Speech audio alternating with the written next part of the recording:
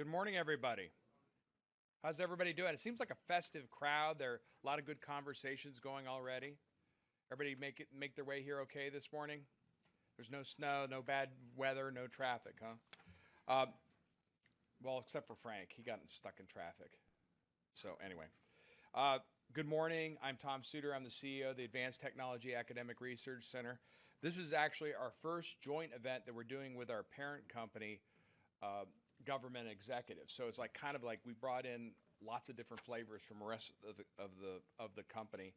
And oh, by the way, we had to move this event because of the government shutdown last year. So thanks for sticking with us through this year. But I think it's really interesting time, in federal healthcare. We've got all these converging technologies, and historically, the healthcare industry probably lags even behind government. But we're kind of getting forced to take all this AI, agentic AI, and you're seeing all the progress that you can make with, even in your own personal life, using AI to get better results. So it's a very exciting time. We're going to talk about interoperability of healthcare records in all the new technology.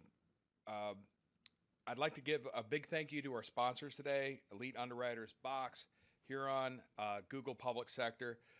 The Huron guys took about 55 pictures. I think they finally got it right. They're some good-looking guys over there. I saw them earlier. Our tabletop sponsors are Datadog, Medallia, Carosoft, Rubrik, ServiceNow, and Palo. In streaming, we have our really good partners from Zoom for government. They've been a long-standing partner. It's really helped us scale ATARC. I think we did a webinar last year. We had over 5,000 people on it, government, and we just really appreciate that partnership. Next up, we have a treat with my friend Frank Conkle, Editor-in-Chief at NextGov FCW. It's good to get Frank. We got him out of the city. He's a city guy. We got him out here. He got in a little traffic, was a little worried, but we got him. But he's going to moderate a really good discussion. Come on up, Frank. I don't have any cool remarks. My panelists can come on up. Lee and Ben, come on up and we'll have a conversation.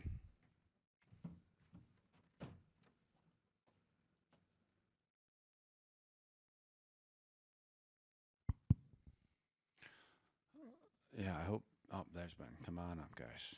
Nobody wants to hear from me. I do. Well, so we're going to get a conversation around healthcare information technology, rethinking interoperability in federal health IT. And as Tom said, I'm the editor-in-chief at GovExec. Do a lot of events this week. This is the first time I've been out in Reston in a little while, but I do like coming out here. It's good out here. Yeah, it's good. It's real good.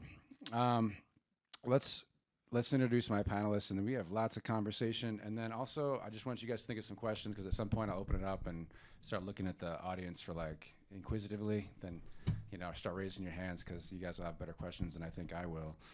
Directly to my left, we have Lee Becker. He's the former chief of staff at the Veterans Affairs Department, and he's currently an executive at Medallia.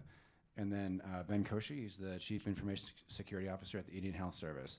So, starting with Ben, give a little introduction, your role, your background, and then we'll go to Lee, and then we'll get going. Sure. Well, thanks for the opportunity. Again, my name is Benjamin Koshy. I'm the CISO for Indian Health Service. For those of you not familiar with Indian Health Service, we are an operating division under HHS. We have a patient base around 2.6, 2.7 million patients across the United States. We have a presence in about 37 states. We have a very geographically dispersed facilities all over the place. We have a facility north of the Arctic Circle in Alaska, and we also have a facility at the bottom of the Grand Canyon.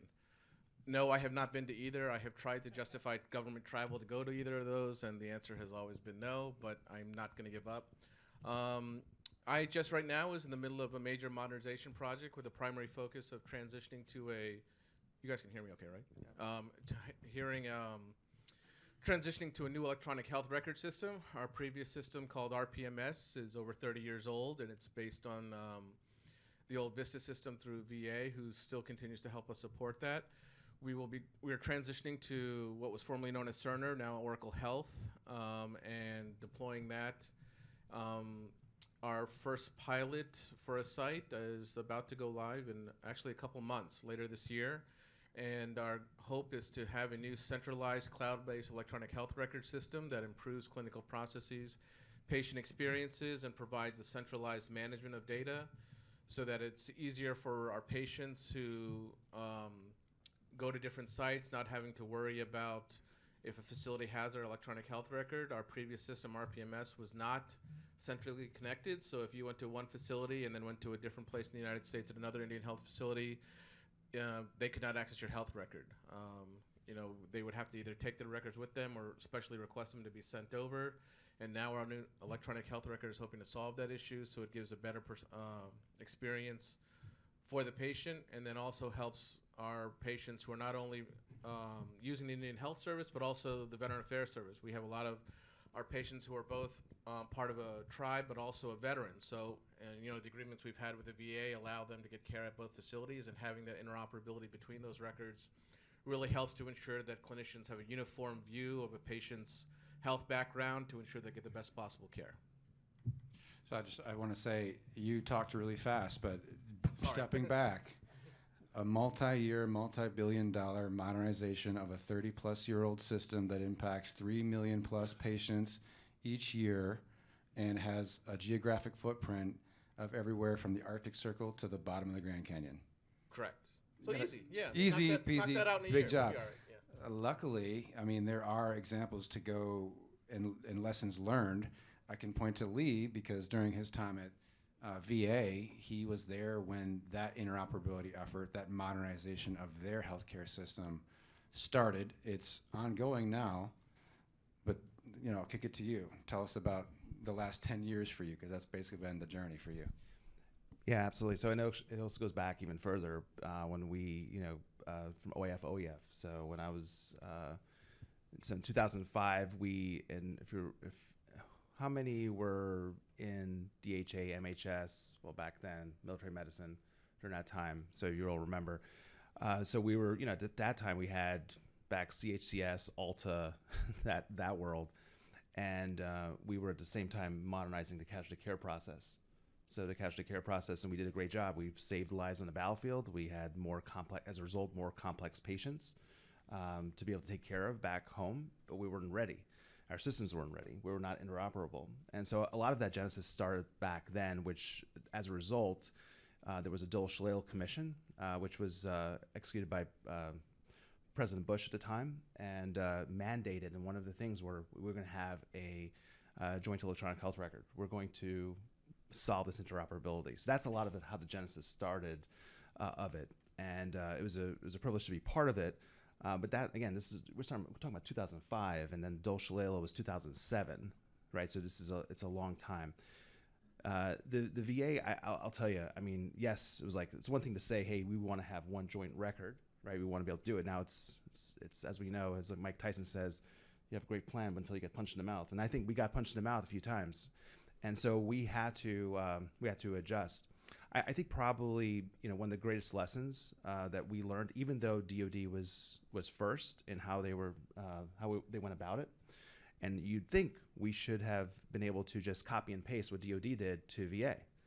Well, what's the number one challenge why doesn't that work? Can someone tell me why wouldn't that work? Why can't we just copy and paste what we did at DoD and VA? Anyone want to say? Yes. Different population you'll be serving, but they're all veterans, they're all service members, right? So that's exactly right. We're talking about in the military. It's it's 21 years old, 20 years old. Arguably, I think 19 years old is the average. So it's a different, again, young, healthy, can do a bunch of push-ups, all that good stuff. Oh, to be 19 again, right? Yes, Frank. And so that was the fallacy that we got stuck in, and the VA. Now, what's interesting is that if you talk to the clinicians actually told you that it was different, which is fascinating. So, go figure. The 10th floor in VACO, VA Central Office, or 8th floor, we thought that, but the clinicians, they actually knew a difference. So that's another lesson, is like we need to listen to the folks on the front line. You got to be able to do that because they're the ones that'll tell you. The second lesson is, which is, as you know, we had a major stoppage in the system, was because we started getting feedback from patients who were saying that they were getting the wrong medication out of Washington. So they were getting the wrong medication. Now, as you know, it's a patient safety issue. And so we actually, thankfully, halted the project. And it was a year hiatus. And the year was to do a reset and to be able to make sure that we're hardwiring feedback, understanding the experience as part of that modernization effort. And so you may say, well, hold on one second. VA has been really focused on CX. Why did this happen? Well, Congress set timelines and kind of forced VA's hand to be able to implement the way they were implementing. And no one, unfortunately, it is what it is. Just, I know I've heard, there was times we went back to Congress didn't want to hear it. They said, no, this is because we were so focused on just making this happen. So that was another lesson, making sure that you're hardwiring the voice of your patients, your family members, those you're serving as part of that.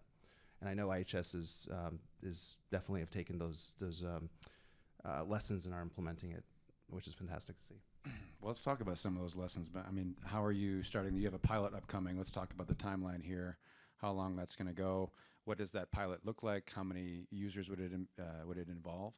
And then what are some of the lessons that you've learned from these previous large-scale health IT modernization efforts that you can bring to the floor here for this? Sure. So, we are in the middle of our pilot in Lawton coming down in the next couple months. We are working closely with the staff there, both from a clinician standpoint and the IT staff to get an understanding of, not only what their expectations are, but also to manage our expectations are on what this health system, this new electronic health record would do. IHS is approaching the deployment as more creating an enterprise standard while allowing a localization. So as much as we'd like to standardize the interfaces and everything like that exactly over all sites and everything, we know that's not practical.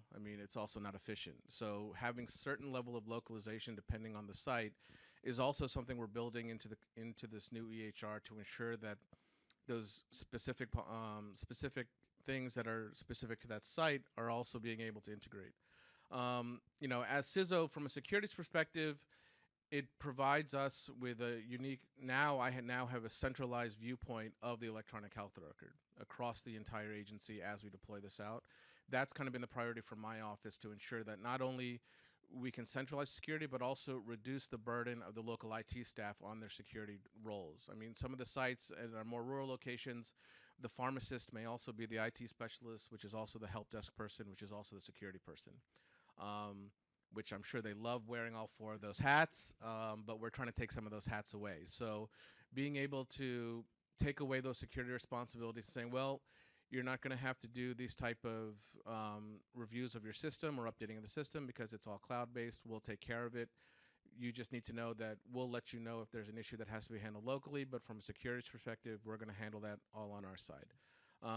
And as we are modernizing these systems, we've also discovered that a lot of these sites just don't have the necessary infrastructure to support a cloud-based EHR. So as part of our modernization effort, we're looking to upgrade their IT infrastructure. Some hospitals require new Cat6 wiring, new wireless, and also upgrading switches, things like that. But the advantage of doing it this way now is a lot of our security folks in the audience are aware of the zero trust mandates from CISA and things like that. So it's a unique opportunity now also to implement that zero trust. So one of the priorities of the new HR is to build it in a manner where it can be zero trust compliant as we progress. Now, I think everyone knows who's tried to make zero trust in their own networks, it's not a switch you can flip. If you flip that switch, 90% of your network's not going to work. Yeah, exactly. And a lot of the legacy stuff that that we use, that's running primary mission critical processes, will stop to work. So we are running that. We've understood that we're going to have to run a hybrid type of zero trust, non-zero trust type of network for the foreseeable future. But we're also ensuring that as we implement new technologies and build that infrastructure, that it can be future compliant to those security requirements, not only for a compliance perspective, but to address new threats as they come. We all know as you transition to cloud technologies, you're now opening yourself up to new types of attacks that you would not have seen if you're on-prem. So being able to build those technologies in as we start to modernize has been one of the priorities for my office. Are there any CapEx improvements through going to the cloud, eventually all that data resting in the cloud? I mean, I imagine that it'll be a phased process, right? Yeah, so we're slowly transitioning the on-site records that people have in their RPMS systems into the cloud, into a large data lake and things like that to help with as our 4 directions warehouse that'll be able to house all that information to help that interoperability with other healthcare systems, especially at the state level. If we get a referral that we have to send them to a specialist, we want to be able to move eventually to a point where we don't have to have a patient burn CDs, of medical images and things like that. Having a way that we can get the data to the clinicians that they need to when they have to find services outside of IHS or the VA, if they have to go to specialists, having a secure way to do that without having to put the burden on the patient to transition that themselves. So as we move to a kind of a centralized repository of those electronic health records and then developing secure connections to those records, it really helps us not only, from a security standpoint, I'm looking at a disaster recovery. I mean, at this point, for certain areas, they're doing localized backups and doing some offsite backups, but, all those backups fail. If there's some type of natural disaster in the area that takes them all out, we could see a potential data loss. But as we move to the cloud, that likelihood is a lot less likely because we're taking away the geographic dependency on having all the backups in one spot. But also it protects us from new threats like ransomware and things like that. If a site now has ransomware and their systems are affected, they now have to go through, checking their backups to see which one's a known good backup. But if we're cloud-based with all the technologies that we're implementing, if a ransomware attack hits a local site, we can nip it in the bud and, scorched earth, wipe and reload probably faster than we could than repairing. So our goal here is to reestablish our services as quickly as possible while, trying to ascertain how it happened and ensure it doesn't happen again. Did you mention burning CDs of images in that? Like patients have to do that? That is something that we've had to do in a lot of different sites, and then the encryption required because it's data at rest and ensure you're HIPAA compliant, and then ensuring that's encrypted. Or we've had to use USB flash drives with PIN codes, and some of our, let's say, more technology challenged patients have difficulty understanding why they can't just write the password on the USB drive. And we kind of had to explain that kind of defeats the purpose. So that's why we have to email it to you separately. And I'm not saying that they don't just go home and print it out and wrap the drive in the piece of paper they wrote, but at least we can try to explain the security threats around that. And then as we evolve to this new cloud-based system, prevent that type of workflow completely, where we can just say, yep, tell us your provider, let them know they can log in here. We'll do our security verification, securely transfer it, and then the data is already there. I mean, that kind of anecdote really drives home just the challenges you're going to deal with, more than, say, using mumps code or something like that. Yeah. That doesn't really hit as much. I haven't burned a CD since like 2005. I know. Man. It's been a while. It's been a while. Anyone out here burn CDs lately? Yeah, I mean, Make me feel nostalgic. At Nobody? this point, you can't even buy computers now with standard CD. I'll say, where do you even get a CD them. burner from? It's kind of funny. DVD. Remember DVDs? Yep. Wow, those were the rage for like a couple years. I don't want to. I don't want to pick on you, Ben, but there's got to be a workforce training component to this, and I'll get to Lee too, because clinicians on a new cloud-based system like this, a lot of them, at least from what my understanding was at VA, you'd have all these hundreds of facilities. Some of them would be slightly different inputs, different back-end systems. Is that the case at IHS too? And how are your current crop of clinicians and IT professionals going to have to adjust? I imagine there's going to be a learning curve now. Yeah, there is going to be a learning curve, but training is a very high priority to ensure that there's a clean transition. Our implementation contractor, GDIT, has been really robust at developing training programs for this, and developing, since this is kind of our pilot, also ensuring we have Oracle. I forget the term we use, kind of like champions, system experts, yeah. So that they become system experts, so that as we start rolling out to different sites, these experts are available, that, some are clinicians or at least involved in the clinical process, that, you're not dealing with just an IT person who knows an IT system trying to train you. You're dealing with someone who's been in the clinical process and understands what you're trying to do and try to teach you how to do that process as efficiently as possible. Yes, there's going to be a learning curve because, a lot of people are going to have to change the way they do it. I mean, we have some people who can run RPMS blindfolded, using their hands on the keyboard and get things done lightning fast.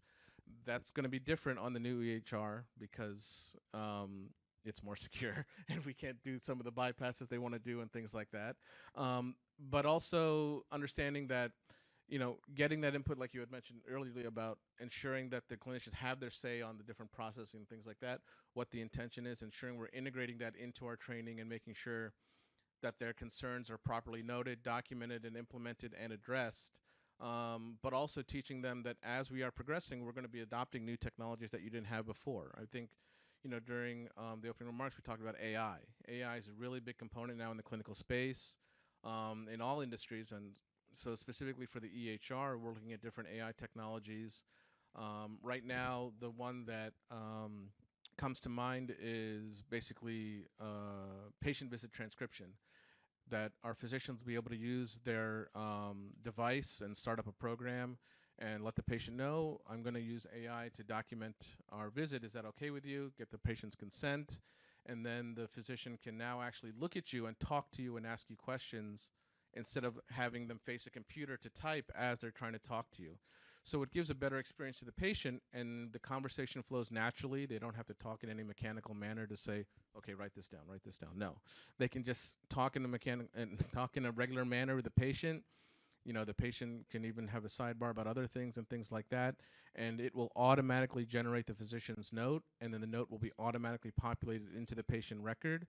But to alleviate the fears of our patients who are gun-shy about this, no, we do not blindly hit accept on everything that an AI does. We make it very clear AI is a tool to help you make decisions. It does not make decisions for you. So a physician that goes in there will read the entire note, ensure that it is accurate, and then when they sign off on it, it's the same as if they wrote it. That physician is tied to that note. They are responsible for the content of the note. But it also reduces the amount of overhead where, a lot of clinicians, I'm sure, have had to finish their notes at home. So this kind of prevents the need to do that, where they can write the entire note and write it out in a way that it can say, well, it can highlight that, I prescribed this, this, and this, and then automatically put that into the pharmacy part of it. I wanted to schedule a follow-up, so it automatically pings the patient later on creating that follow-up, all in an automated fashion so that the clinician doesn't have to do that many clicks. And in our initial testing and even our review of how it's done in the commercial environment, we found that the patient-clinician interaction is much better. Like, patients feel a lot more heard when they're talking to someone and they're looking them in the eye and actually asking the questions and the follow-up questions, and the doctor doesn't have to try to multitask by trying to type and things like that. And we've all seen those doctors before who are still finger typing like this, so it kind of slows down the visit completely. So this kind of eliminates that. So being able to adapt to those new technologies and making sure they're available is kind of a selling point to us. When we tell people we're upgrading their system, there's always resistance. Everyone likes the old system. They said, I've learned this thing for 20 years. I can do it backwards. Well, yeah, but can your system do this? And they're like, oh no, it can't. Okay, I guess I'll learn that and kind of go from there. Lee, talk about that training component, how VAs responded to those challenges over time, and then a secondary question when we get past that is to Ben's point about AI. Really, it seems where that makes the most potential impact is improving patient experience when they go in for visits, note taking, and everything else. I mean, I've also seen examples of radiological imaging where AI is used to detect things as quickly or faster than radiologists can detect them. So let's handle both of those questions. Sure, absolutely. So I think a critical piece that, why do clinicians, why do anyone who works in healthcare work in healthcare? They want to improve the lives of the people that they serve, that they care for. I mean, that's full stop. And the greatest, as I was a nurse, I was on the front line. I did triage nursing, trauma care, and I mean that's what you want to do. And frankly, the people that I disliked the most were those up, in the 10th floor or whoever up top, not the VA. But yeah, because 10th floor is at the VA, but high up, that would kind of impose their policies and processes or systems, and they would never talk to us in the front line. They would never talk, and we'd be like, gosh, this is not going to work for our patients. So what do? We find workarounds. I think, rooting, what I love what I'm hearing, and this is something on the VA side as well, is this kind of orientation around to the clinicians, the communication part to the clinicians, and how they are really truly part of this process. Frankly, the way VA initially innovated around the original electronic health record that has become the kind of the standard of electronic health record. It's kind of funny that Cerner and others are now selling it back to government when the VA was the actually one that created it. But that's no here nor there. That they're part of the process. That's number one. I think that's going to be a critical piece, and that we're going to help you get back to what you do best, right? And so when I think about, for instance, like the Scribe, the AI Scribe that Ben was just sharing about how, as an example, and we've seen great, acceptance of that is because clinicians realizing how that's saving. We even so much so, we did a research with Gold Foundation, which is the organization that has been really focused on reinforcing humanism in healthcare. They're the ones that, the white coat ceremony. So the doctors and nurses that have the white coat, they go through the white coat ceremony when they graduate. It's the Gold Foundation. They're the ones that have came up with that whole process and that whole ceremony. And one of the things we were looking at, what is the crux of trust? What is the fundamentals? What drives trust? What are the behaviors that drive trust? And it won't be a shock to you. There's a 30x multiple that when a clinician takes the time to address the concerns and questions of their patient, trust goes up 30x. So it's a critical behavior. So we did this. At a facility, and of course, what do you think? What did the doc say? What do you think? What would the doc say when you're like, wow, you should take the time and answer the questions and concerns? Too much time. You need to give me more time. Exactly. So you need to give me more time with the patient. So I think that's when we talk about, and I think if we root into that, how we can help our clinicians give them more time with their patients. In that instance, what we did was this was a non-AI, but we built on that. Was hey, we actually, depending on the type of appointment it was, right? Because we understand the patterns, we know that these type of appointments require 15 minutes more, or these appointments require 30 minutes more. By doing those little things, that helped increase utilization, helped actually increase efficiency and more effectiveness in the care that's being provided. So I think setting that foundation, and I think that communication is a critical piece as we think about change management. Communication is the key piece around it. And it's not just, I remember when the original early days of Cerner implementation at VA, they brought us all to Kansas City. Anyone went to Kansas City as part of the VA? Okay, so you probably remember. So I thought it was deja vu. So I go into the one session, and so I was in of course, the ER session, right? Because that's my background. So I go into the ER session, and they were asking for our feedback, and we're sharing. They're showing us wire diagrams. We provide our thoughts. Guess what happened the next time we went to that? They asked us the same question, and we didn't see our updates. We didn't see our updates. What do you think it did to us? We were like, hold up. We were like, looking at each other. Is this? It was demoralizing. Now, again, this was ways back, early on, lessons learned. But I mean, those are the things, again, from a change management communication perspective, if you truly ask for feedback, let's do something about it. Show the progress, show the continuation of it. Really, when you think about AI, and this is something that I encourage technologists to be thinking about, is look at the tasks, focus on the tasks, focus on which are the tasks that you can kind of address, and use that as a way to then start using technology to help adjust. I think that's a really critical piece, because then you're first off, you know exactly what you're trying to solve, you know the throughput you're trying to address, and you're able to get to it. So I think that gets to your second question about the different ways and how to use AI and technologies to help address. Oftentimes, I think a mistake that's been made again early on was, hey, we'll just apply this technology broadly and without intention. And I think that's a critical piece that's needed. By the way, this is not a federal health issue per se. This is a healthcare issue. I've seen this working with Northwestern, Advent Health, HCA, others. These are some of the same challenges that they're dealing with, and some of the same questions that they're wrestling with. And I think what's exciting about the work that, frankly, Ben, you're doing, and what VA and DoD is doing, you're setting this. I think we're essentially setting the course of how healthcare should be delivered in this country. Yeah, I mean, listening to patients and listening to the frontline personnel who deal with those patients. And to VA's credit, the Veteran Experience Office now is what, 11 years old, 10 years old, a little bit. Incredible. Yeah, I mean, that was an office that was launched under then Secretary McDonald, and had, I don't know how many hundreds of people to start, but that was the entire intent, was to improve. Start with 2 people. Yeah, 2 people. Start with to improve veteran experience across all of VA with a massive federal agency. Yeah, and also I think the think about what's exciting, and I know you probably saw the news, what's happening, and I'm not speaking for the VA in this one, but what's happening around with the new rules benefits. If you're a veteran, you're probably very sensitive to this, where if essentially if the rule is essentially if a pain takes away some of it provides you quote unquote more abilities, the medication by taking the pain away, then they're going to reduce your disability potentially. So there's a lot of it's a potential rulemaking. It's in it, but I share that because, and there's a big uproar in the veterans community. I share it because healthcare is not just care; it's the non-clinical aspect too. It's the non-medical pieces. That's one of the biggest lessons we learned when our returning wounded came back. That we can't just focus on the clinical aspect. We got to focus on non-clinical aspect. You probably heard a term of, you know, when you hear about the term about the social determinants of health. Has everyone heard that? That's the non-medical aspect. It's just a fancy way of saying all the non-medical things. Hey, do you have the right? If we just discharge you from surgery, right? Are you coming to a house that you don't have the ability to go up the stairs? Or it's not conducive for rehabilitation. That's a social determinants of health. That's a non-clinical aspect.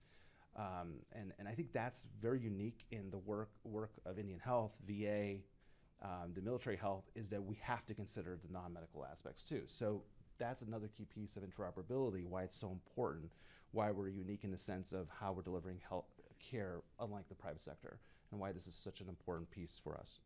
Any audience questions? We got time for maybe one or two. If we got one over there, gentlemen, got his hands.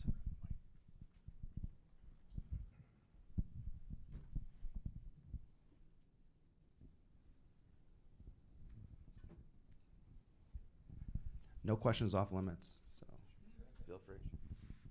I might have some limits. I'm just putting. I'll answer them. Okay. Matt Campbell, I'm with SailPoint.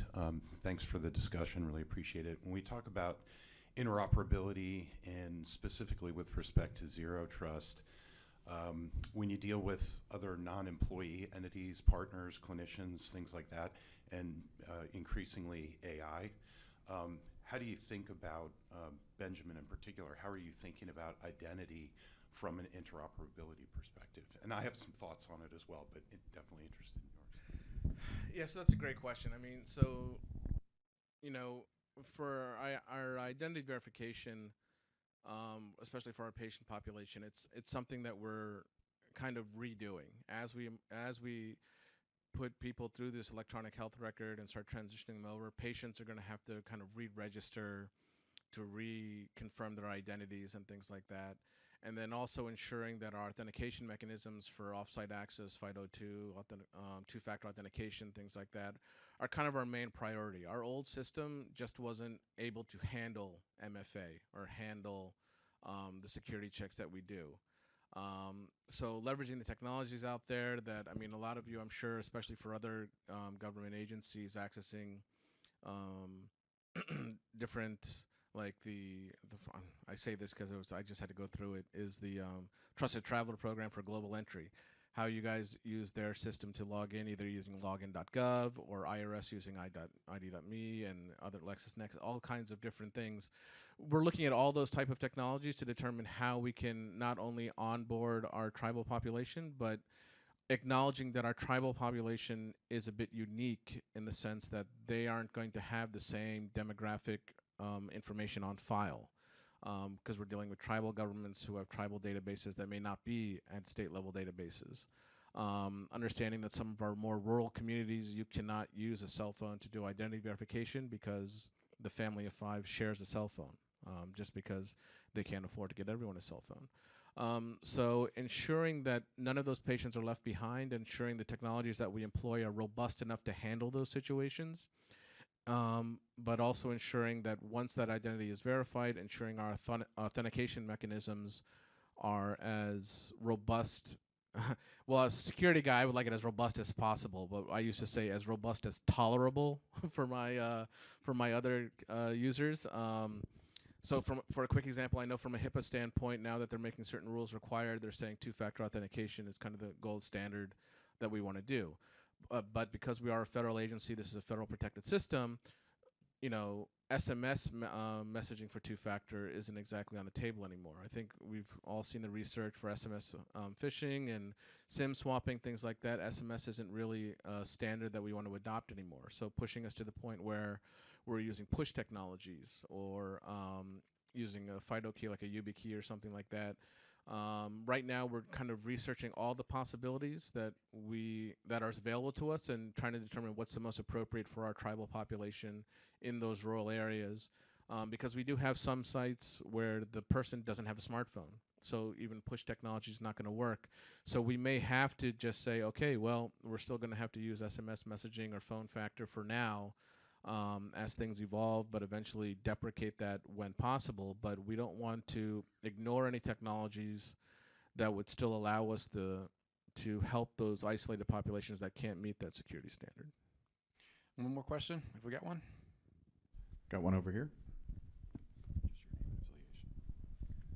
Hi, my name is Dennis King. I work for Tantus Technologies, and I have worked on a number of modernizations and integration programs. And one of the things that I sometimes find is it would be extremely helpful to have enterprise architectures, standards, patterns, and I think that's even mandated in some ways. But I see that more as a gap than as something that's available. And I'm wondering actually if there were resources that you used or any lessons that you came to about the availability of those types of processes or standards that are available across different organizations. Thank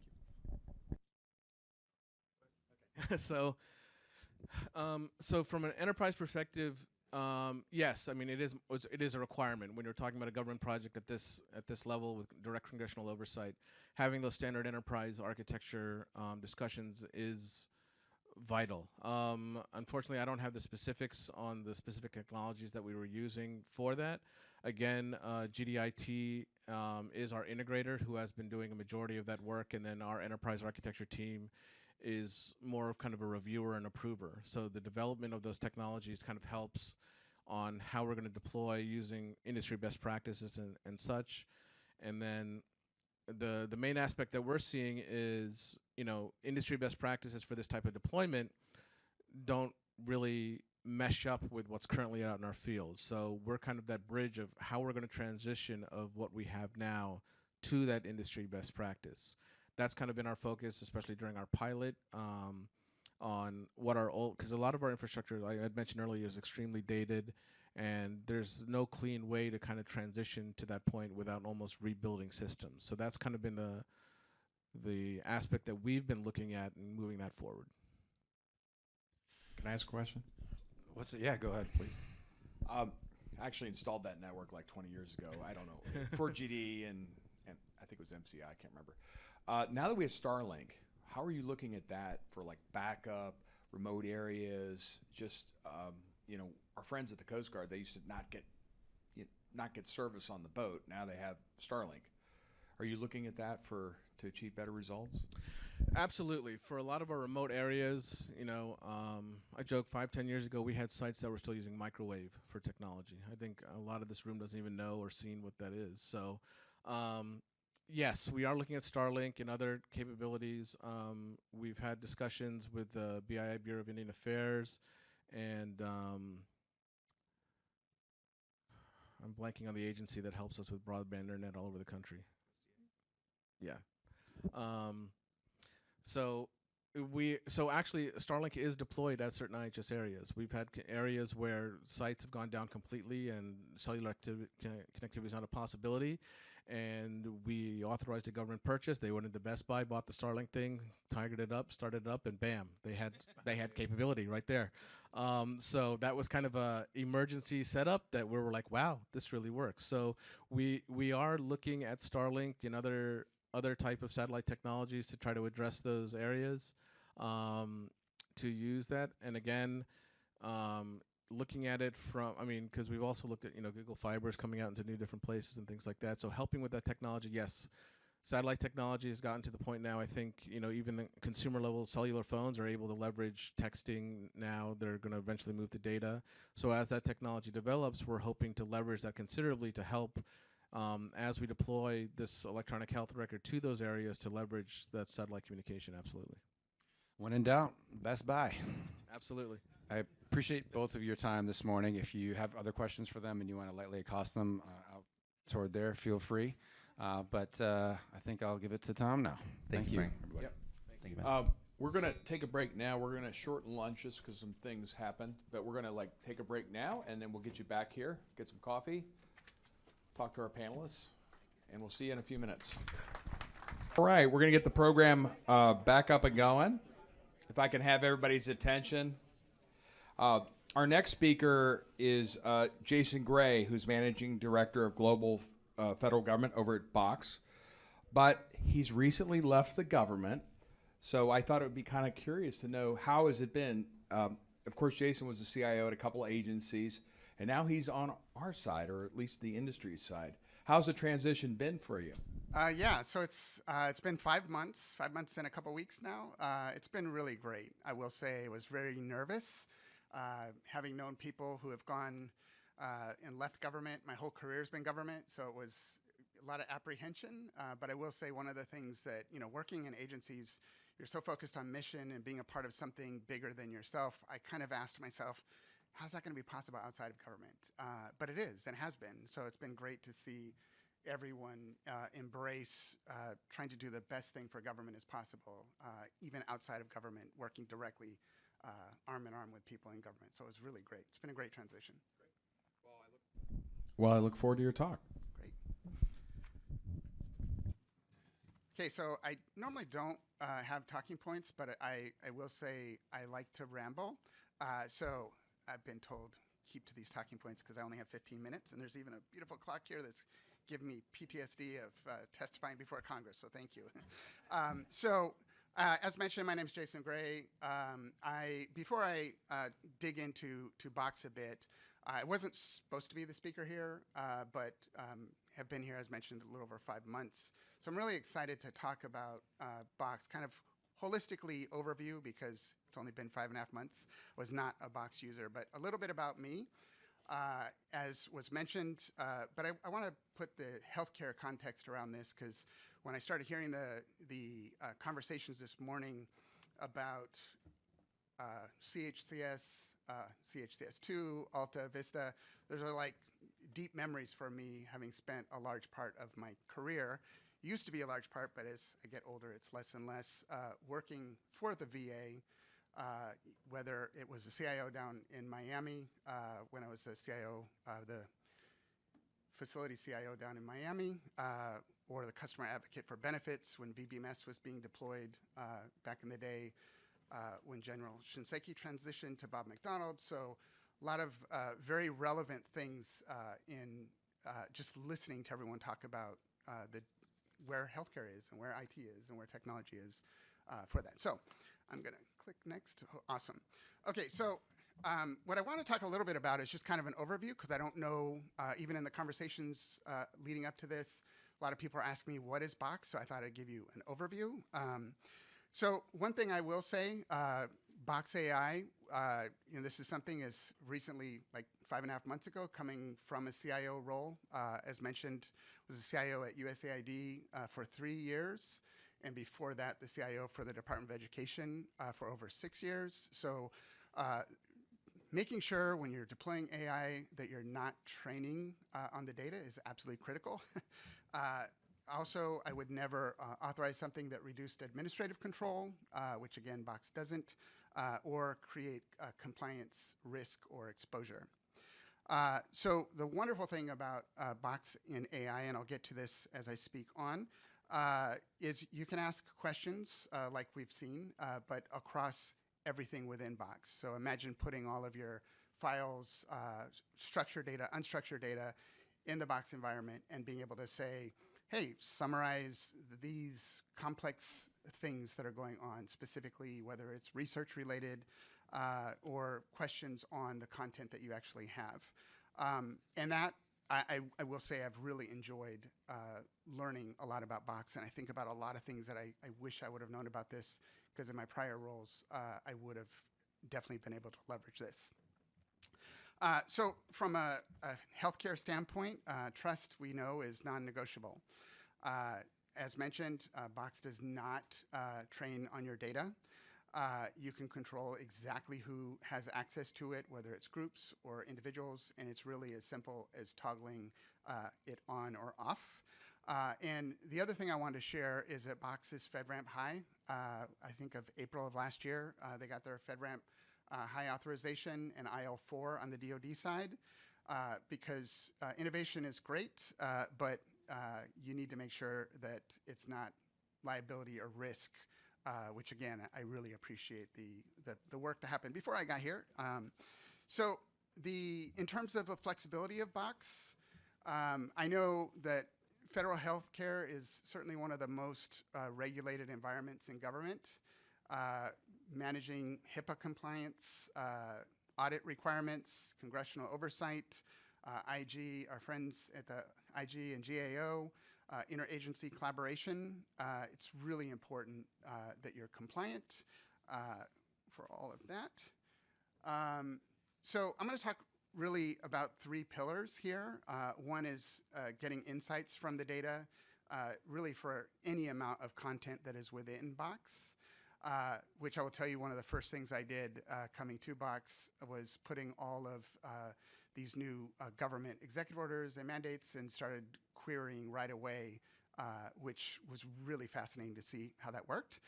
But then extracting data from your content to power workflows.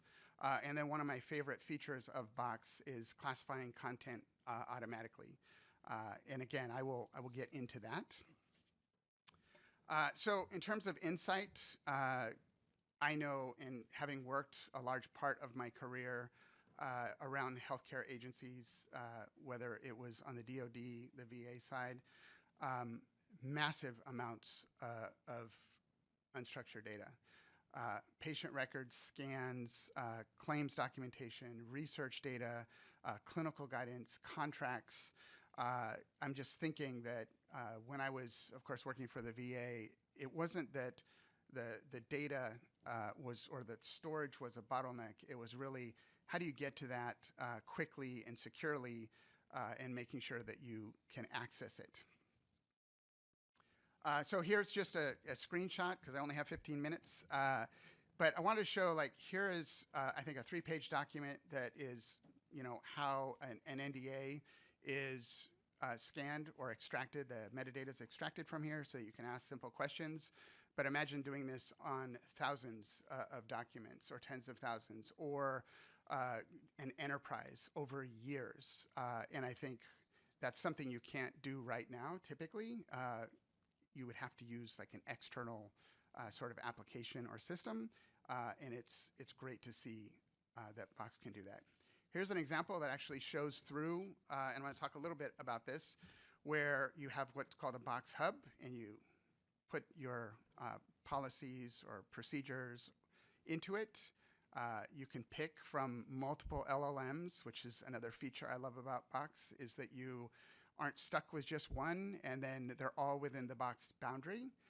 So if they're authorized within Box. You don't have to do a separate authorization for each, which that alone would have been a nightmare. It's also referenceable, meaning you know exactly where the reference comes from. You're not guessing as to, is that a hallucination? Was this made up? No, you can actually see that directly within Box.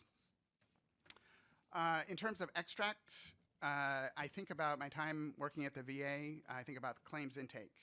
I'm thinking when I was the customer advocate for benefits and having to work on VBMS, oftentimes going through that whole process, documentation would arrive either incomplete or misrouted or missing key fields that you actually needed, and staff would spend hours manually going through the data.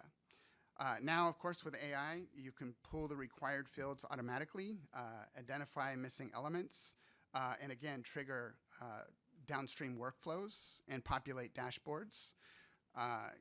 And here's very brief on metadata. I'm sure everyone here knows how metadata works, so I'm not going to go through all of that.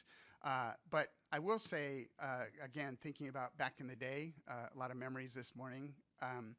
But thinking back in the day, getting metadata was really expensive. It was a manual process back in the scanning OCR days, was not very reliable or accurate, and often skipped information that you would actually need. But with extract agents now, from an AI standpoint, you can automatically pull key fields. You can apply flexible templates, and I'll show this in a moment. And you can scale across the entire enterprise. And here we go. Here's what it looks like in box. This is, I think, a 20-page document. Basically, in the platform, you click a button and it pulls. The results are precise. You can also customize the metadata templates for specifically what you want. So if you're working with standardized forms, which I know in government there's a lot of, you can create templates for that to do the extract to make sure and simplify things, just thinking about contracts in general. But here's an example of how that works and how literally easy it is to use Box. In terms of how Box is helping providers today, I think, and again, coming from USAID and having missions all around the world, removing the barriers to patient care by providing an easy way for patients to send and receive data would have been a game changer. I just think about the ability to share and collaborate sensitive information, again, securely, would have helped so much. And just thinking about the agencies I've been in and the challenges sharing, even with agencies with like-for-like systems on the back end, it's not always easy. So I will say that has been great. You can review, again, storage is, again, key.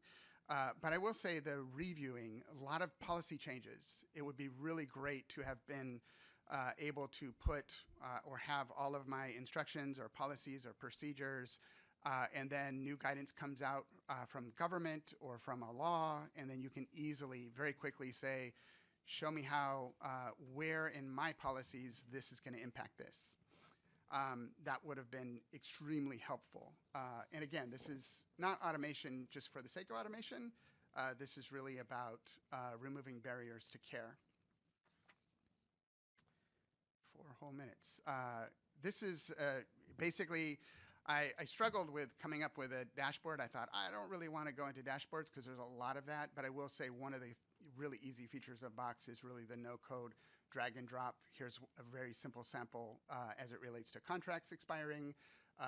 Very easy to be able to use your data to visualize exactly like meaningful information that you would actually use based on the data that you have. This is the area that I want to talk a little bit about, which is really something that I really loved about when I learned about Box, and this is Box Shield and Box Shield Pro, which is really about the auto classification.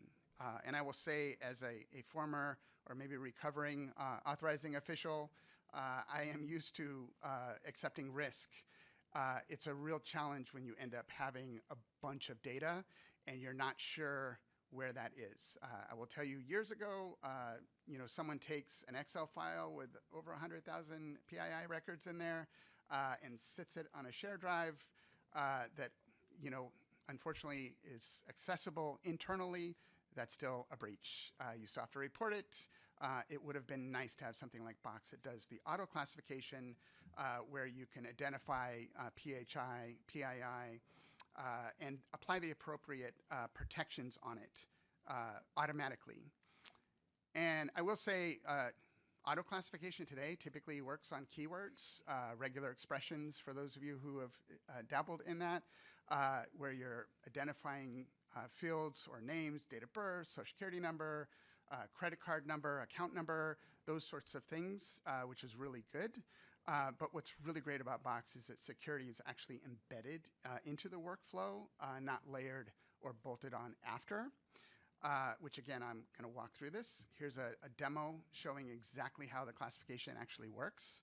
You go through, you select what type of classification level, click apply, and then you can actually put, and I know at least on the federal side, you have policies that talk about your CUI and talk about what types of information that are in there. you can paste that in there and say for this type of file or data or content, you end up automatically applying. As you upload the files into Box, it'll automatically classify them. I'm just thinking about, again, back in the day, getting a press inquiry or a FOIA, and you share the information, and then you realize, oh my goodness, it had something in there that shouldn't be in there, and then you call up that reporter and say, hey, I know I shared that with you. Can you please not reference that? Yeah, that doesn't go very well. Usually it's like, yeah, sorry, but here's the story that you're about to read.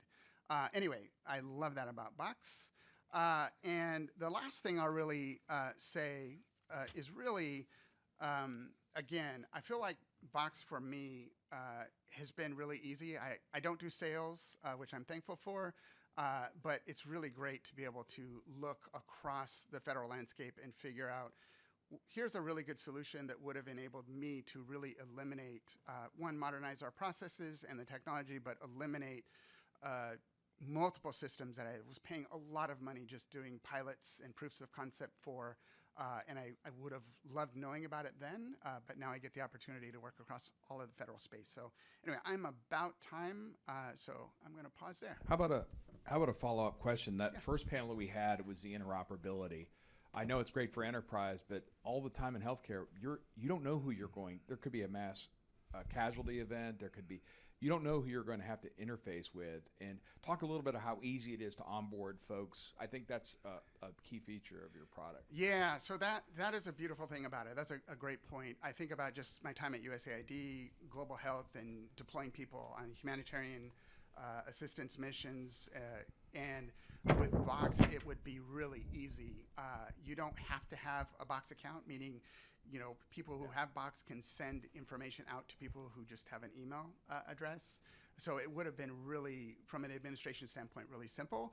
You also have the ability and the flexibility, which is also something as a CIO that you get stuck with when your friends in the IG come and say, hey, why does this person still have access? You can automatically set time limits and access controls. So this is only going to be good for 1 week or for 1 month, and you don't have to worry about the administrative cleanup, if you will. So it's really easy. Awesome. And I don't know if you know this, but they're recent members of ATARC. Yeah. Do you know what we use for our collaboration tool? Box. There you go. So one thing I will say, Yes. and this is just a bit of trivia, my first ever speaking event as a federal employee and CIO was actually at ATARC. So this is very nostalgic for me. Wow.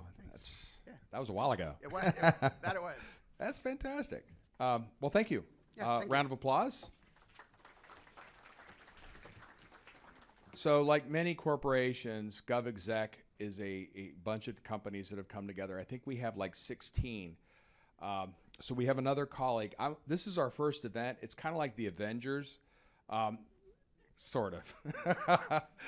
But our next speaker is Edward Graham, who will be moderating this session with Federal Computer Week. So he might not look like a traditional Avenger, but he's part of our team here. So come on up, Edward.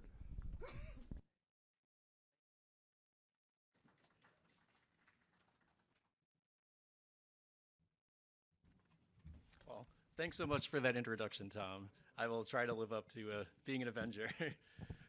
So as Tom said, my name is Edward Graham, and I'm the managing editor for NextGov FCW. And I'm very happy to be here today to moderate the next session, which is Advancing AI in Federal Health, from Pilots to Scaled Impact. So first off, let me just see a show of hands before we get into this.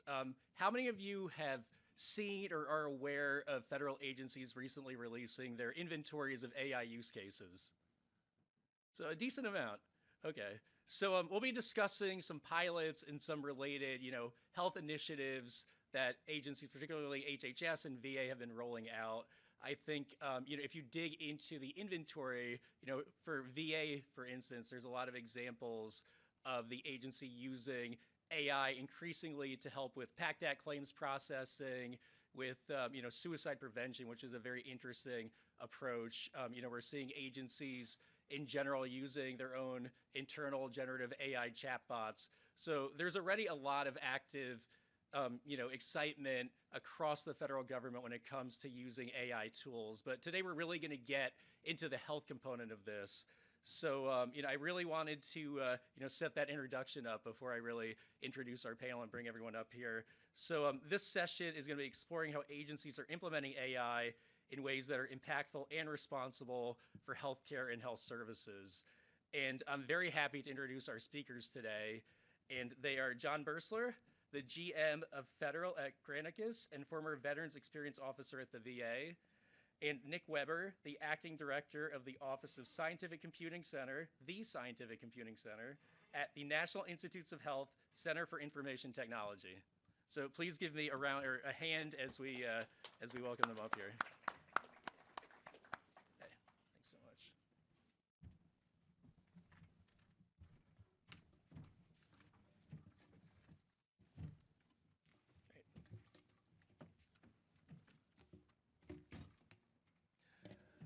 Thank you so much for being with us here today. And, before we really dig into the conversation, I was hoping that both of you could just briefly introduce yourselves and the work you do that's related to health tech. And I guess we'll start with John since he's closest here. Can you hear me? Oh, wow. Yeah. All right. Well, howdy. Everybody wake up.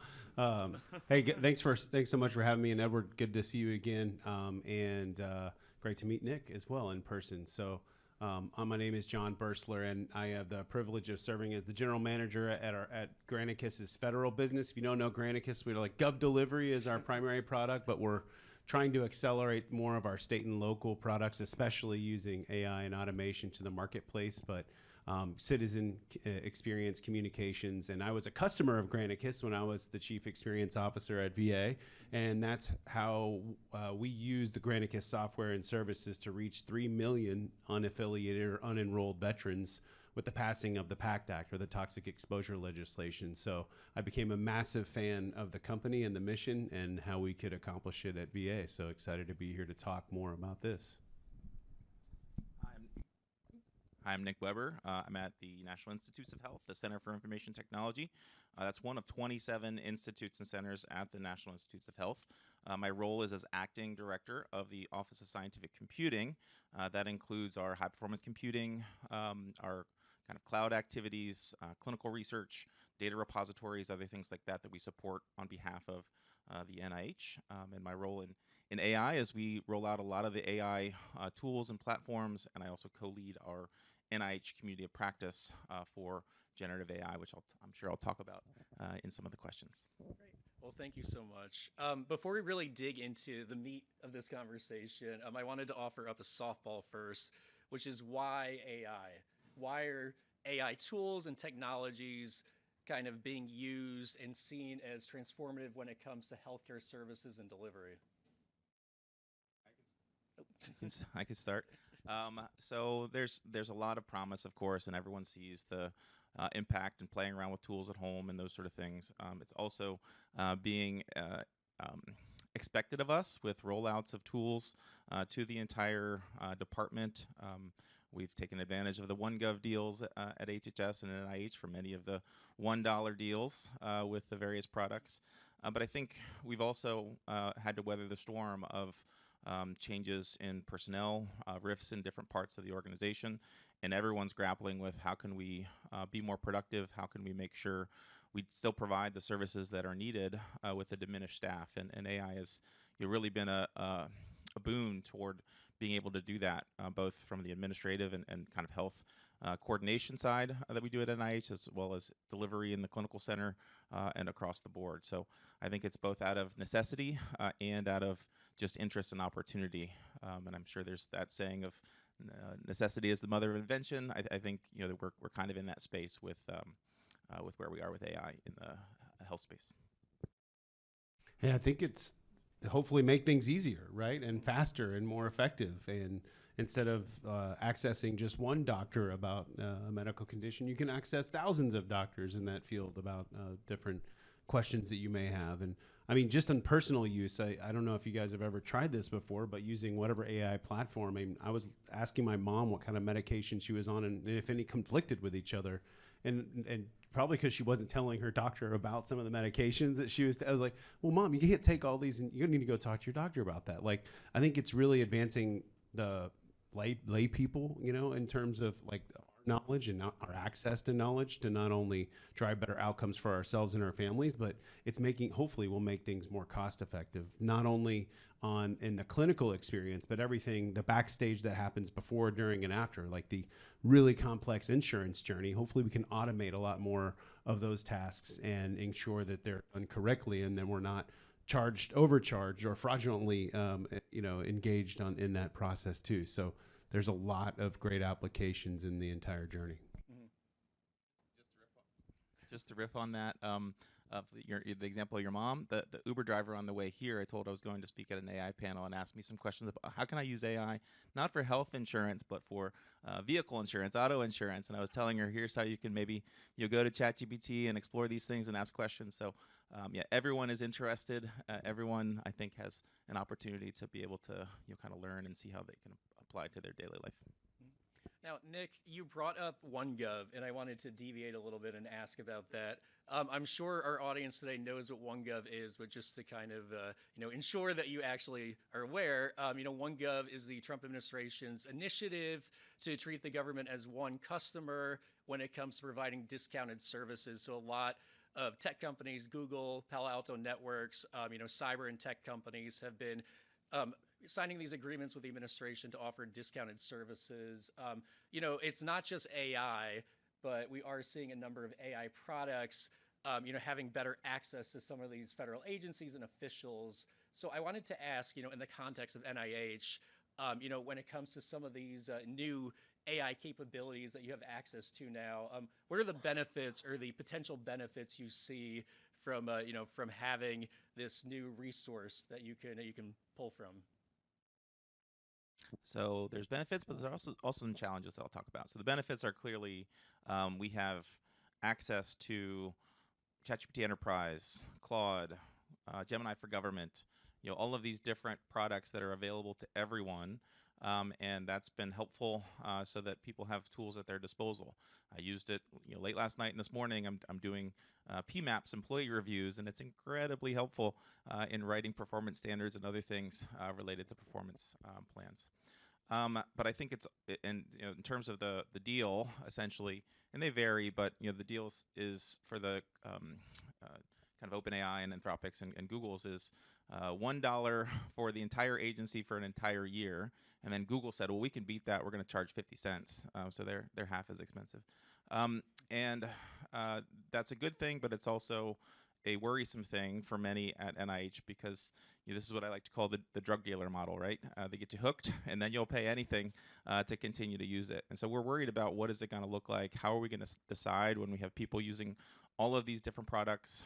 Where do we invest? How do we invest to make sure people can continue to get the benefits of the products? And we've been kind of really thinking about how can we take advantage of additional OneGov deals. So for example, in the cloud space, Microsoft and AWS have deals. I think AWS has $1 billion that they're providing, which is just mind-blowing to me, to support people moving into the cloud and using AI products and services. So in general, I think it's a great thing. I think it's a great way to partner with industry. I am worried about the back end as to how we're going to sustain these things when we've become so reliant on them and it no longer costs $1. But overall, a good thing. As an SES or a former SES, I wish I could have done, used AI on all my performance evaluations. That would have been really fast. But VA GPT didn't exist at that point or was in the early stages. So thank goodness that you have these resources now because that is a time suck. So I know we were talking about OneGov, but Trump 2.0 has taken some other, regulatory steps when it comes to using AI. They have an AI action plan. They have the executive order from last year. Beyond OneGov, how have some of these other, orders and regulations kind of affected your own rollout, or how do you see it kind of affecting, some of these agencies when it comes to adopting some of these capabilities? Because I know the administration has placed a high priority on using some of these technologies and ensuring that a lot of them are also American-made too. I think the governance piece that was installed in the first AI executive order is still critically important, especially if we're talking about human in the loop type governance and making sure that as we implement it across the federal government and the federal health systems, more importantly, where lives are at stake every day, we need to really be careful about the implementation and managing expectations both internally and externally on how we use it. But I do see the opportunity to extend a lot of the same policies as we're learning and as we're developing our own, TTPs across the agencies to states, right? And I think that's the spirit of the newer version of the AI executive order is like, how might we think about it from all levels of governments? And from Granicus's perspective, I mean, the bulk of our business is state and local government and higher education institutions, and in addition to the federal government. So I think that would make a lot of sense to have similar blanket policies as long as they make sense for internal and external users. Mm-hmm. Yeah, I think the policies have been helpful for us as well. They've resulted in us having a chief AI officer. So that person at NIH is Brad Bauer, having an office to support that from a PMO perspective, to coordinate on the use case inventories that we talked about, to provide input and oversight to the community of practice that I referenced earlier. So I think they've kind of set the expectation and set the tone that we need to be aligning to these things. And again, going back to PMAPs, our performance evaluations, we have to link to strategic goals, and these are things that we can link to and say people's performance is going to be evaluated based on their use of these capabilities to improve efficiencies and improve the outcomes that we are working to provide to our stakeholders. So generally, I think it's a good thing, especially I'll reference here and may come back to it. I'm really excited about the Genesis mission, which is coming out of the DOE, coordinating the national labs and a lot of infrastructure at campuses to be able to have a federated capability of computation, GPUs, et cetera, for doing large-scale research and use of AI. And so these policies have helped to introduce those. I think that's going to be helpful in trying to keep the U.S. competitive as we go forward. One stat is China is investing 10% of their GDP and putting toward back toward AI and related activities. If we want to be in a position to be competitive in the future, we need to have some really kind of clear moonshot objectives to be able to do things similarly. And I think Genesis mission is on that track. So even before healthcare agencies start piloting some of these AI use cases, what needs to be done, perhaps when it comes to training the workforce or having some kind of, committee internally to kind of sketch out, how these tools should be implemented? Do you see, education as being something that should occur beforehand, kind of as these tools are piloted? Because, I've talked to a few officials and it seems like there's a bit of, a change there when it comes to, a focus on education ahead of time as the pilot's rolling out, continuous. Just what do you see in the space when it comes to kind of getting officials comfortable, particularly with, health-related AI? I think it's all of the above. And what we did at NIH is we started this generative AI community practice over 2 years ago now. It started out with 1,000 people who were interested. It's close to 2,000 now. We have 2 meetings a month. We talk about examples, we coordinate on trainings, we talk about challenges and responsible and ethical AI use. And the major thing that did was bring it to a conversation across the organization that AI is okay. We don't have to be scared of it. Here's people showing what they're doing. Here's people showing how they're protecting data or making sure we're not being over-reliant on the responses, have human in the loop, all of those things. And so that's been incredible in terms of having a way for the community to engage. It's an open community, and we make it available to leadership. We've done an AI for leadership workshop for our institute and center directors. And so the training component is incredibly important, but it's both, have regular baseline trainings that people can take to get aware of what's available and what kind of the status quo is, and then have ad hoc and additional trainings specific to whatever field you're in or some of the advanced use cases, continue to provide those, and we do that through our community of practice as well. So training is incredibly important, but I would say these examples of showcasing what people are doing, what they've learned, what they found doesn't work particularly well.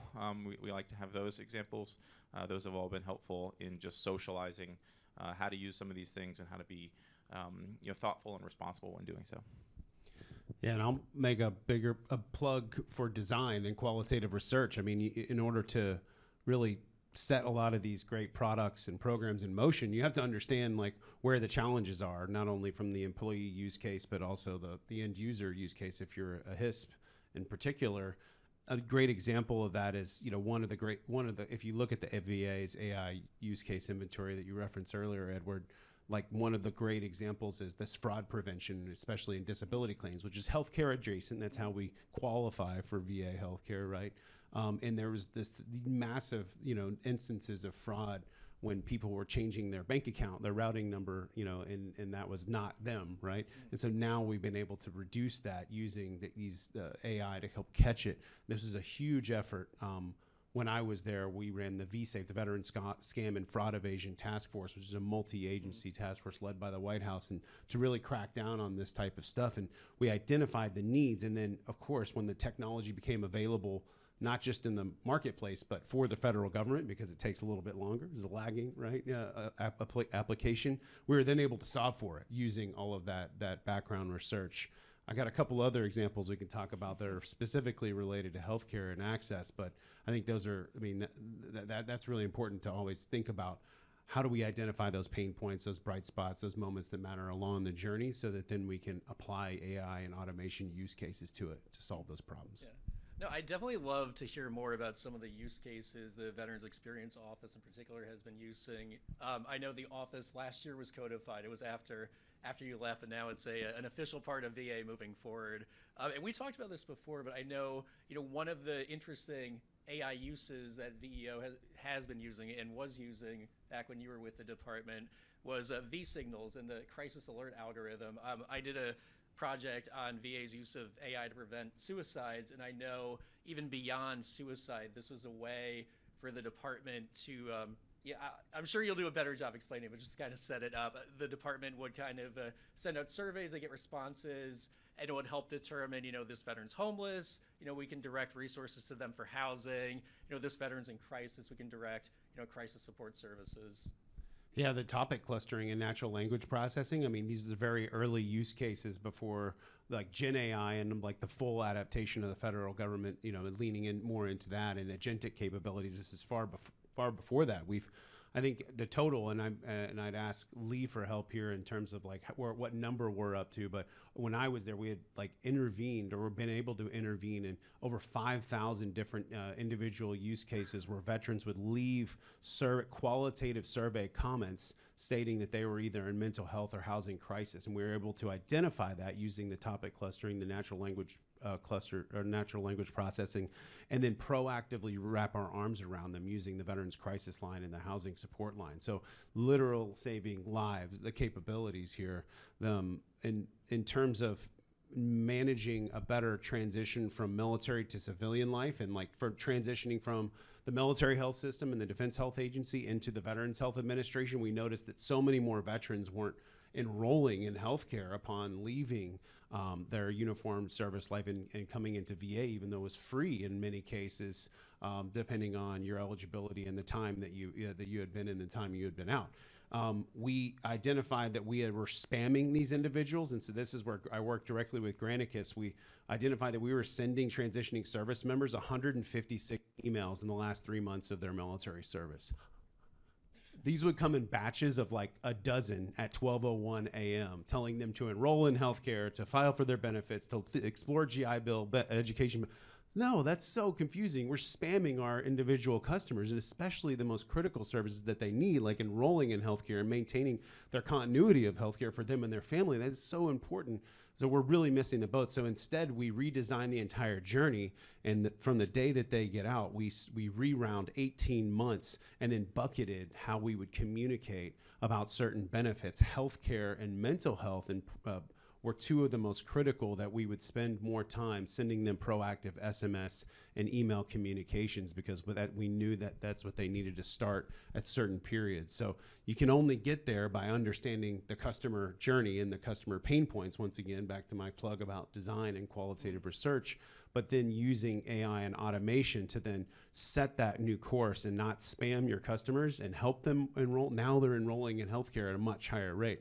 So there's so much that we can continue to do, and you don't need the fanciest AI model on the marketplace in order to get crisis alerts via your V-Signals surveys or in helping your veterans enroll in healthcare from the largest agency to the second largest agency in the federal government. That's great. And Nick, I know that NIH has also been piloting a lot of AI uses. I was wondering if you could maybe share some of the pilots or deployments that you already have within the agency. Sure. So I like to think of it as a continuum of the work that we do to kind of get to point of care in our clinical center, hospital, and others.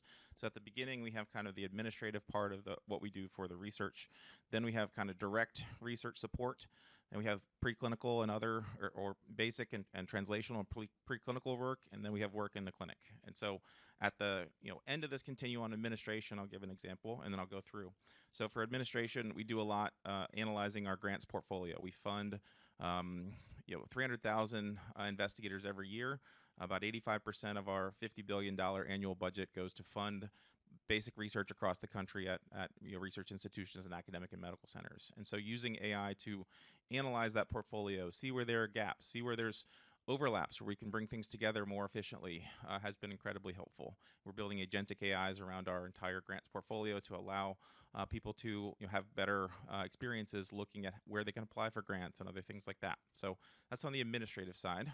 Getting to the direct research support, we're doing things I like to call this program, LLM for ABC. So it's large language models for whatever your acronym is, and we have our share of those in the government. So we have large language models for data management sharing plans. We have them for institutional review board submissions. So I'll talk a little bit about the IRB process. And so that's when somebody's going to do a study. You have to go through the institutional review board and see all of the legal things you're allowed to do when you're starting a clinical study. How are you going to use patient data? All of those sorts of things. And that process can be very cumbersome.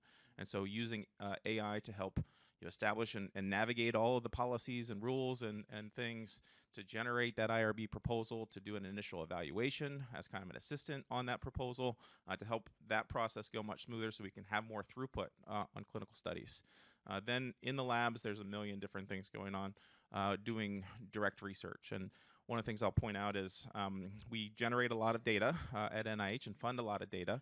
What we're trying to look at is how can we build maybe domain-specific small language models, not the big frontier foundational models that exist, but how can we build models associated with our core data sets for Alzheimer's disease, or pick your favorite area, and how can we make those available to the broad research community where it's trained or fine-tuned on those data sets, and then you can ask questions and work with things more specific to a disease domain. So we're doing some work in that area. It takes a lot of computation and GPUs and other things. And then as we get into preclinical, some examples we have are we have something called Child GPT, which is to help somebody who's working with a patient or kind of identifying, hey, I'm going to put in some symptoms and some things from maybe a clinical notes, and it's going to identify in clinicaltrials.gov what trials somebody could enroll in. So using all of that information, going out and figuring out where there may be a clinical trial to be able to get involved in. So that's one example there.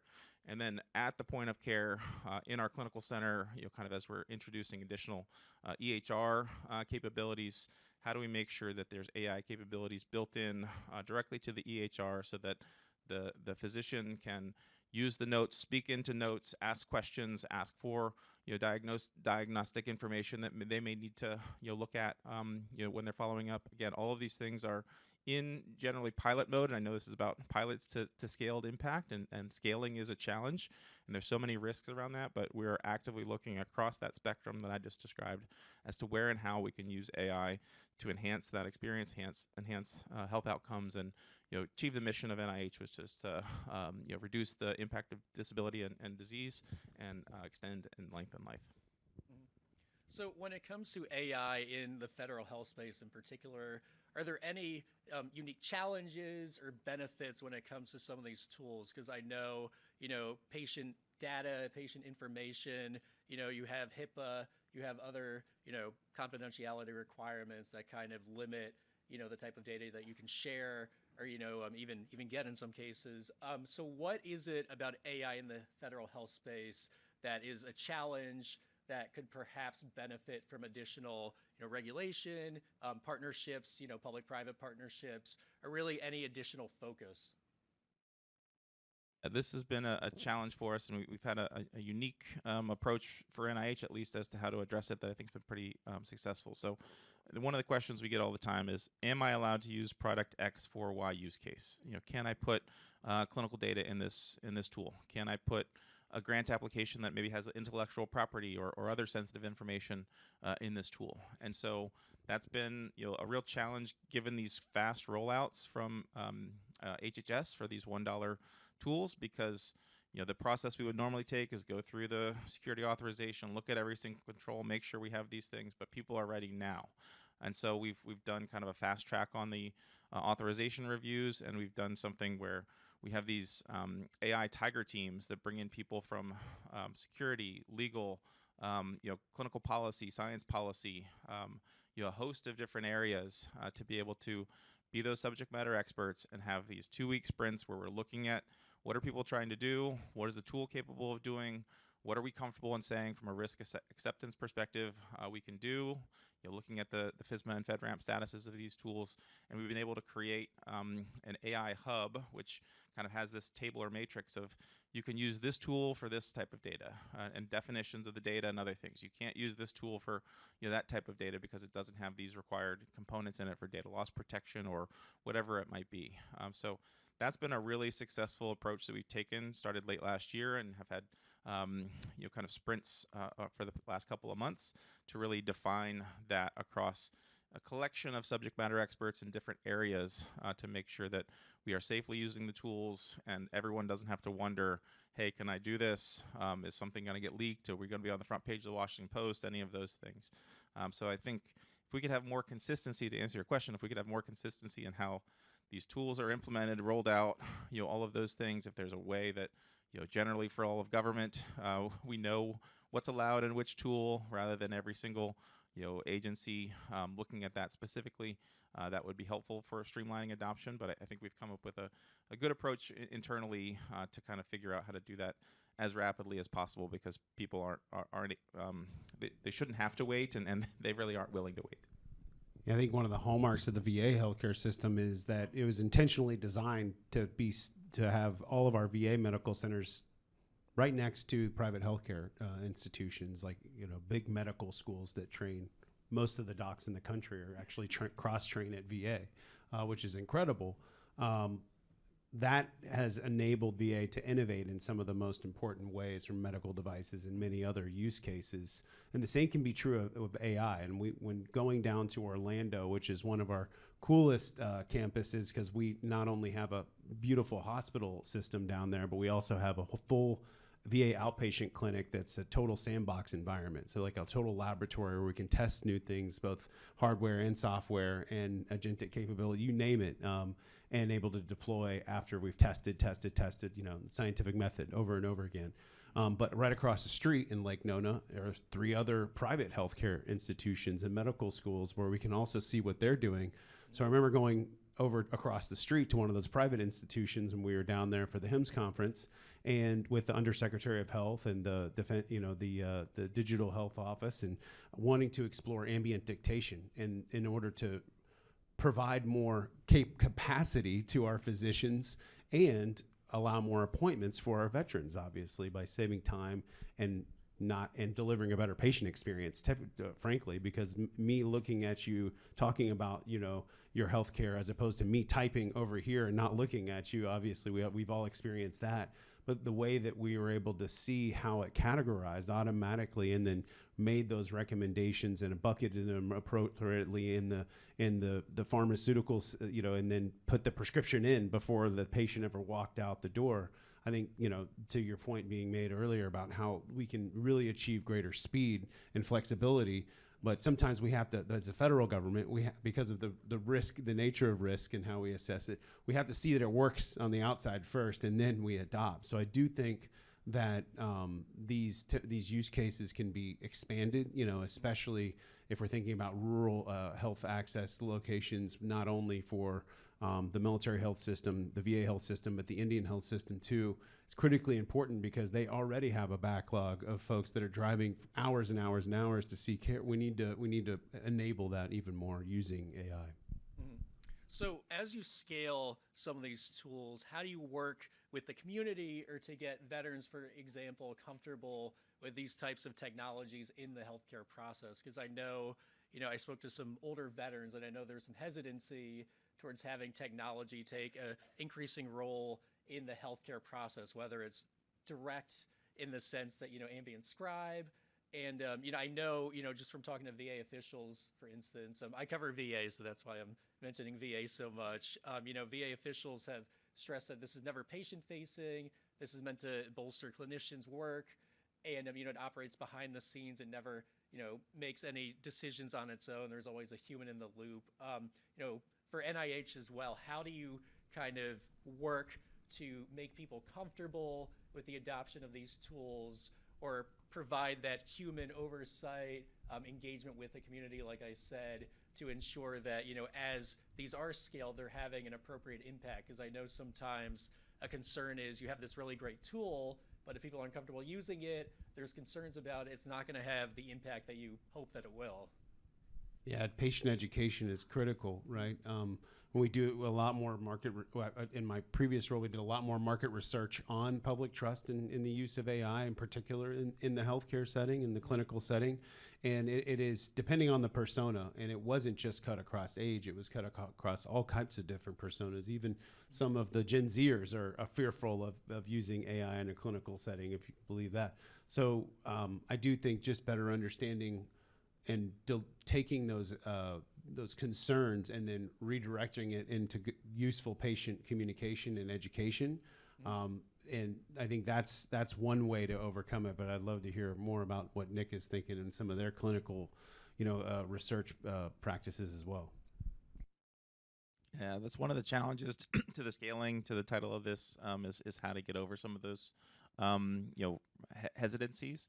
I think part of it is, kind of organizational change management, making sure we have good communications campaigns, clear information as to the value proposition, allow people to understand risks. But I think what's really hard about AI is you can't really get into, let's tell you how the technology works, because then you get into rabbit holes of, well, it's kind of predicting the next thing, right? And how do we know, and all of those things. So we try to look at it more from, let's use testimonials, let's use examples of where things have worked well and where the outcomes have been positive, to have people hear from others rather than hearing from, kind of the people who are building the tools directly. Trust us, it's going to work. And then where we are a bit more transparent is saying, here's where we do have humans in the loop. Here's where we have agentic capabilities that have checks and balances, and say, okay, well, this is where, it may be predicting something or suggesting something, but then we have another agent that's kind of trained on different components to make sure we can cross-reference that and use the show your work thinking examples of the models to kind of demonstrate here's us being as exposed as possible with how the tools work as to what it's thinking and assuming and other things like that. So it's definitely a challenge. It's not the only challenge to scaling, but making sure we can have that relationship and trust with people who are ultimately going to use the tools or be affected by the tools, is definitely something that we think a lot about and try to do, focus groups and engagements and other things as well, just to make sure we understand where people are coming from and how to direct, some of the communications and other materials that we want to put out to folks. Great. So I'm really going to get at the topic of this panel, which is from pilots to scaled impact. So let's say you're a small agency and you have an AI pilot that you want to scale agency-wide. What are some of the critical factors or success that you need to focus on during this process? Are there any tips, experiences that you think would benefit other agencies, officials, whoever is trying to scale some of these pilots that you think would be very beneficial to know? Yeah, this is something I grapple with every day because we have so many pilots and we have so many opportunities to bring things to the broader NIH community. and doing that in a way that is not haphazard, in a way that's not duplicative, because there's so many ideas. Somebody probably has an idea over here that we also had over there. NIH is a big place, is a real challenge. And I think, probably the areas that we struggle with the most are coordination across a big, kind of complex organization that has 27 institutes that have all been highly autonomous for years, and there's more push to centralize on things. That's a challenge. So things like this community of practice that I mentioned, to go and talk about and socialize and connect people. We've done some things where you put up, do you want to be a mentor? Do you want to be a mentee? Those sort of things have been helpful to just make sure we're not having 5 different things that are all kind of the same with a slight difference as we're putting pilots to scale to make things available. So that coordination is a challenge. Governance is a challenge because we need to determine where we're going to fund, where we're going to put effort and people time behind actually putting something into a production environment, operating it, maintaining it, supporting it, enhancing it, all of those pieces. And so that's a challenge with anything that we're kind of innovating and trying to build out. But when there's hundreds of these coming up out of every pocket of the organization, figuring out where we can put our investments for the most use is really important. And so we do things like make sure for our central funding programs that we have consistent business cases, reviews, evaluations, look where things can be complementary. Maybe you could add on to this product or platform over here rather than building a net new one. That's something that we're trying to do to make sure we can scale. And then I continue to think that clear and consistent communication strategies and plans across the organization are one of the biggest things that we can do. So we try to have a communications campaign playbook where we're making sure we're addressing all the core things. What is the value proposition? Who are the core customers? How are we going to communicate this out to all the different important parts of NIH, working groups and different bodies, so that it's not something that people aren't aware of. They can't say, well, I haven't heard about that. I don't know what you're trying to do here, because that tends to result in friction in trying to move something from that pilot to something that's available to everyone. So there's a lot of challenges. We're trying to kind of put together those playbooks for enterprise rollouts and for communications and for other things like that. But making sure we go through robust processes around how do we have things integrated into our service desk. So when somebody calls and says, hey, I'm having a problem with this application, it's not like, who runs that? Where did that come from? So we have to figure out how to integrate it into all of those components, change management, other things like that. So it's hard because people want to sprint, and we have to slow them down a little bit to make sure we have good, kind of enterprise style support and capabilities. But I think slowing down a little is helpful to make sure we're more successful. For internally, like the internal use of AI products for agencies, I think training and accountability are absolutely critical. Like in order to get that adoption, you have to provide the right training and the right tools to make people feel like it is secure and it is a tool that'll make your job faster, more effective, et cetera, et cetera. But also you need to see who's using it on the back end and then reach out and provide more training and provide more like, hey, trust me, this is okay to use. Like, you're not going to get in trouble for using it. It will help you do your job. Here's how. Here are the use cases. Talk to your friend, talk to your mentor, etc. So I do think that accountability mechanism is important. Externally, as we're seeing in our state and local business, we have a government experience agent that's been rolled out at Granicus, and it's so neat to be able to see the agentic capabilities come to life when accessing city, county, or state services, which are really important, as we saw a couple of weeks ago with the ice storm here in DC. Who didn't get their trash picked up on time, and who was calling 311? I know I did. I mean, you can now do that online. You can now use a GXA, a government experience agent, to do that.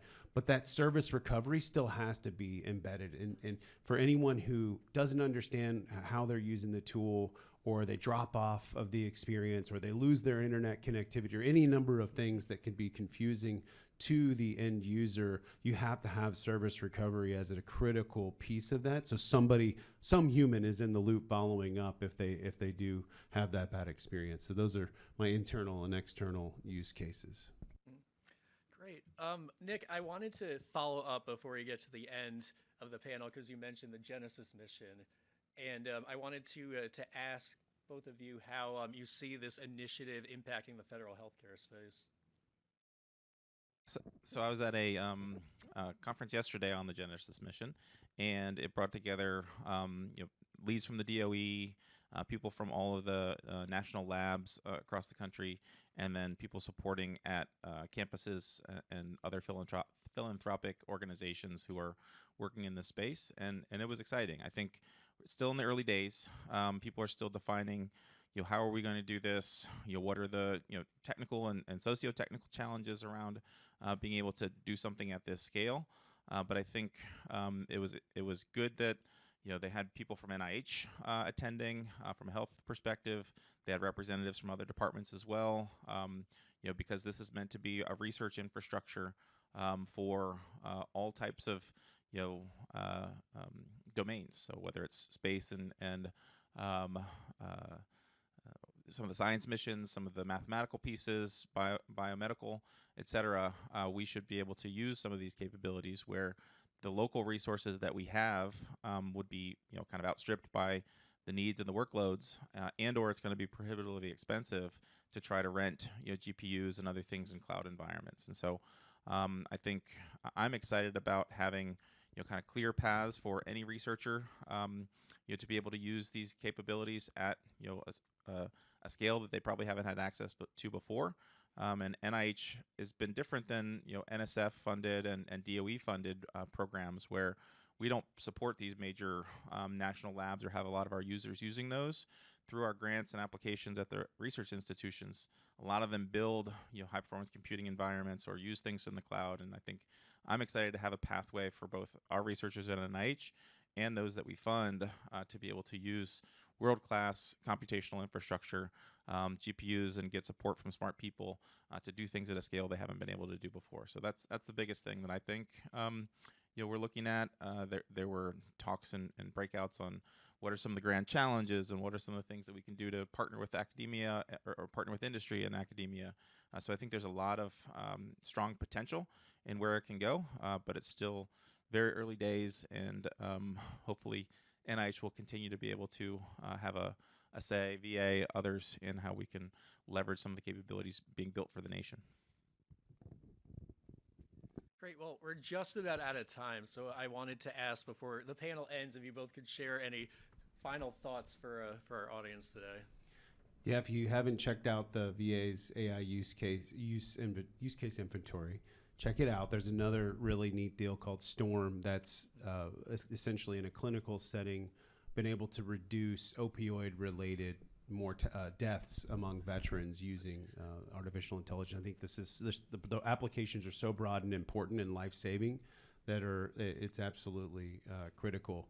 And as a parting shot, I guess, in my first experience trying to implement a Gen AI tool within the Department of Veterans Affairs was a failure. I think it was before the first executive order. It was kind of a little bit too early, probably, and I mentioned that, maybe looking at what's happening outside. But we were trying to develop a resource navigation tool for transitioning service members and their families because of the access issues that I mentioned earlier, and we solve for it using Granicus and getting further upstream to educate them about when to enroll in healthcare instead of spamming them.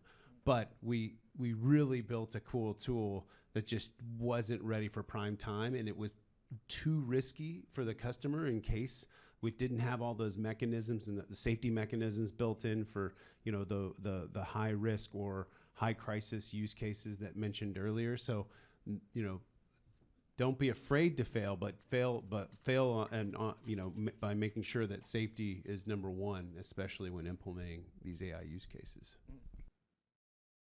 One of the things I'll mention that I've been more involved in lately are things called data challenges. So think of challenge.gov, but this is on research data and bringing AI capabilities and models against that research data.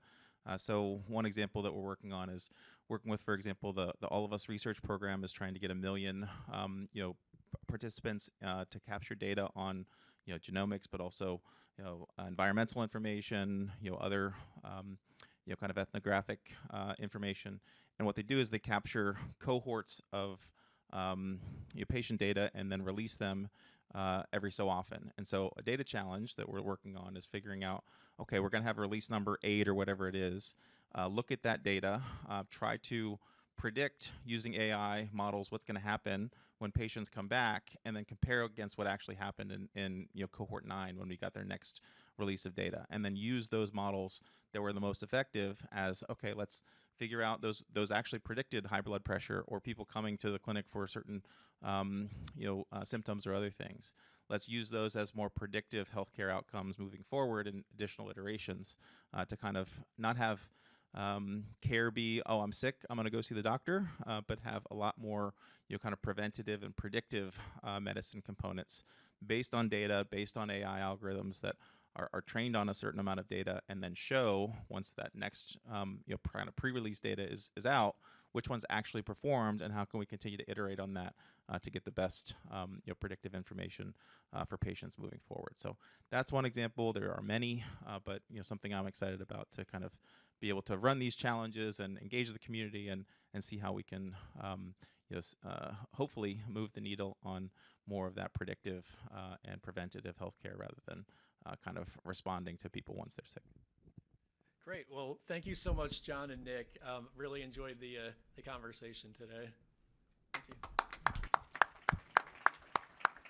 Thank you, Edward. We're headed to lunch. Don't feel like you have to go up there. In the history of ATARC and GovExec, we've never run out of food, so don't feel like you have to go out there. It's not like the Oklahoma land rush or anything. We're going to do a pretty tight lunch. There's still plenty of time, and we're going to get started here about 12:30. We've got a pretty dense speaker list this afternoon, so hope you enjoyed the morning, and we'll see you afternoon.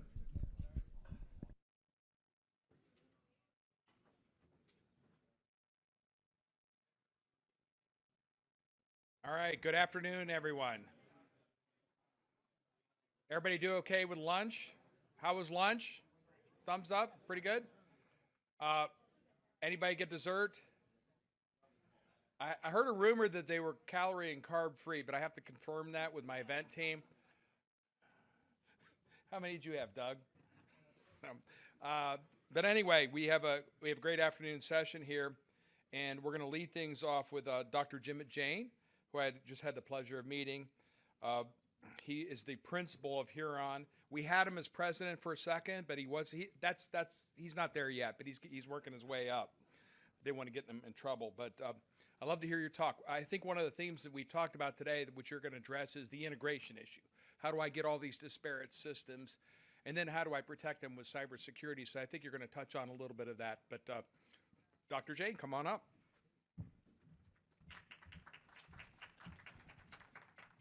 Thank you, Tom. I get to be the speaker after lunch, so if I see anyone snoozing or reaching for the coffee, I'll blame it on the carbs that Tom said we didn't have in the food, and not the content I share. So thank you, everyone. Jimit Jain, I'm a dental and maxillofacial surgeon by background. I'm one of the care transformation leaders on Huron's consulting side, and I really sit at the intersection of care delivery, clinical operations, as well as how you leverage technology to really solve the problems at the core. So yeah, excited to share a bit more about what we are doing, how we're helping organizations transform. I really want us to start picturing a situation. So a patient is waiting for a bed. The nurse and the physician are working on the care plan, and then case management is trying hard to really catch hold of bed management. And at the same time, the leadership is thinking, why we are backed up all the time in our hospital. This is not a technology or a teamwork issue because everyone's working really hard. The issue really lies in how the design exists between the two. So my goal from today's session is to share with you a practical approach of how you really bring the magic of the teamwork with the technology wrapped around it to really drive transformation, which is sustainable. So moving to the next slide. Just wanted to make sure it's working. So the reason I really care about this is because I'm really passionate about what the frontline staff really experiences on a day-to-day basis and what the leadership needs to see. I think there's a lot of focus with ambient listening and more technologies to really rehumanize how healthcare is delivered versus utilizing AI, which it seems to be a misnomer in the industry, that AI is going to replace how the care is going to be delivered. Not necessarily. It actually is going to be, and we heard that in a couple of the speakers in the morning, how it's going to rehumanize, give that time back to the providers, really spend that time with the patients, which all of us being on the other side also appreciate. So I'm going to share a little bit about that. So why transformation? It's always the need of the hour, but why does it feel more urgent right now? This is not a singular issue tied to only the public sector or the provider sector. It's actually a shared system issue. So, I mean, and the first one that you see on the side when it comes to why transform, we all get to be pushed when it comes to doing more with less. And that's an issue shared in between the industries, right?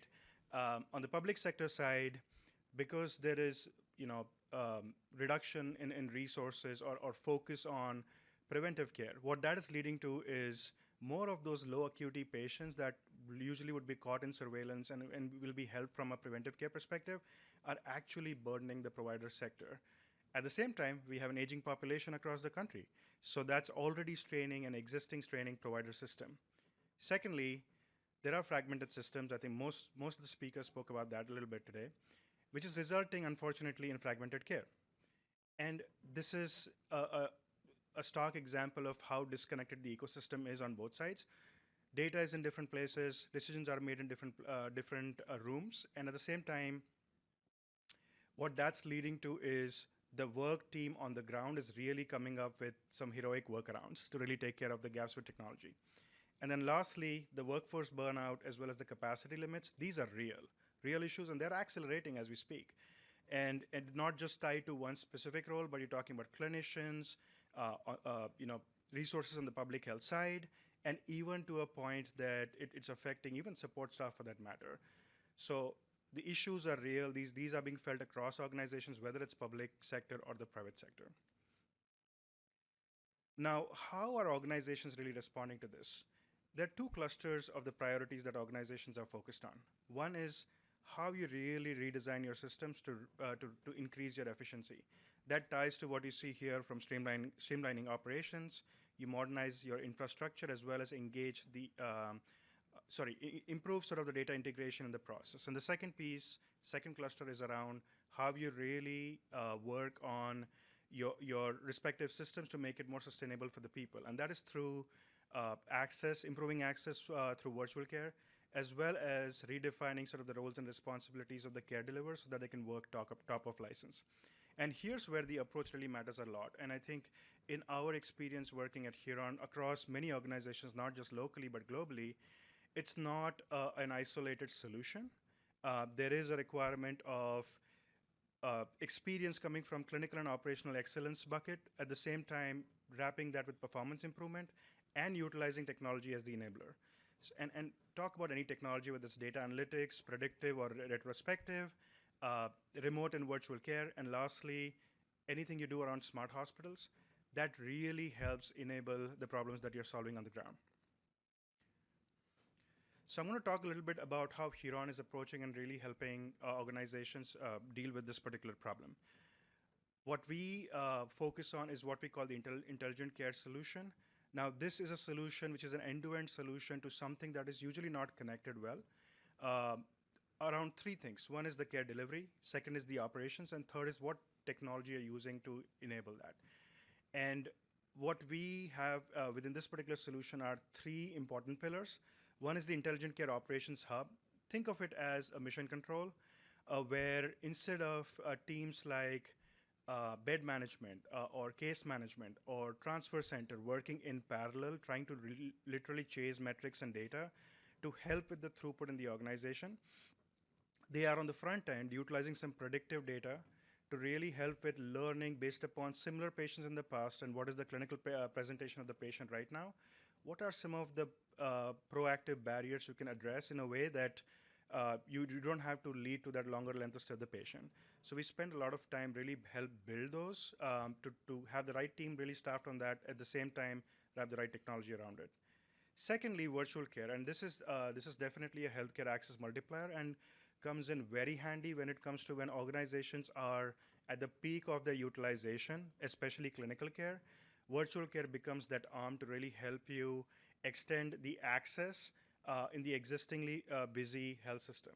So that helps reduce that stress and workforce burnout. And then, literally helps organizations to even manage ICUs in some instances, leveraging virtual care. And then lastly, smart hospitals, and this is an amalgamation of two things. It could be smart spaces. For example, falls management is a good example where there are sensors, there are infrared cameras that really track the patient's movement in the bed, outside of the bed, how they're mobile in the room, etc., to figure out, is this patient more prone to falling? And secondly, the smart operations, where a lot of the AI and automation is being utilized currently. Examples even include perioperative automation when it comes to pre-admission before the surgery. Are the patients ready to really occupy that OR, or should you really push that particular appointment a few days in advance? Currently, there are a lot of open slots that go in the OR because of day of surgery cancellations. So a lot of work that we do in this particular spaces. So I think across these three pillars, what we are aiming at is how you combine operations as well as the clinical care delivery with technology to really drive value for our clients. Now, everything requires a framework to really fix. So basically what this is speaking about is, yes, how you take those particular pillars and really add it to this particular framework to really drive change. So the first 3 points that you see is really talking about what are the current bottlenecks. We document those. We definitely look at what is the governance as well as leadership roles that are required to be defined and really drive the change. And then lastly, what is the North Star the organization is trying to push for?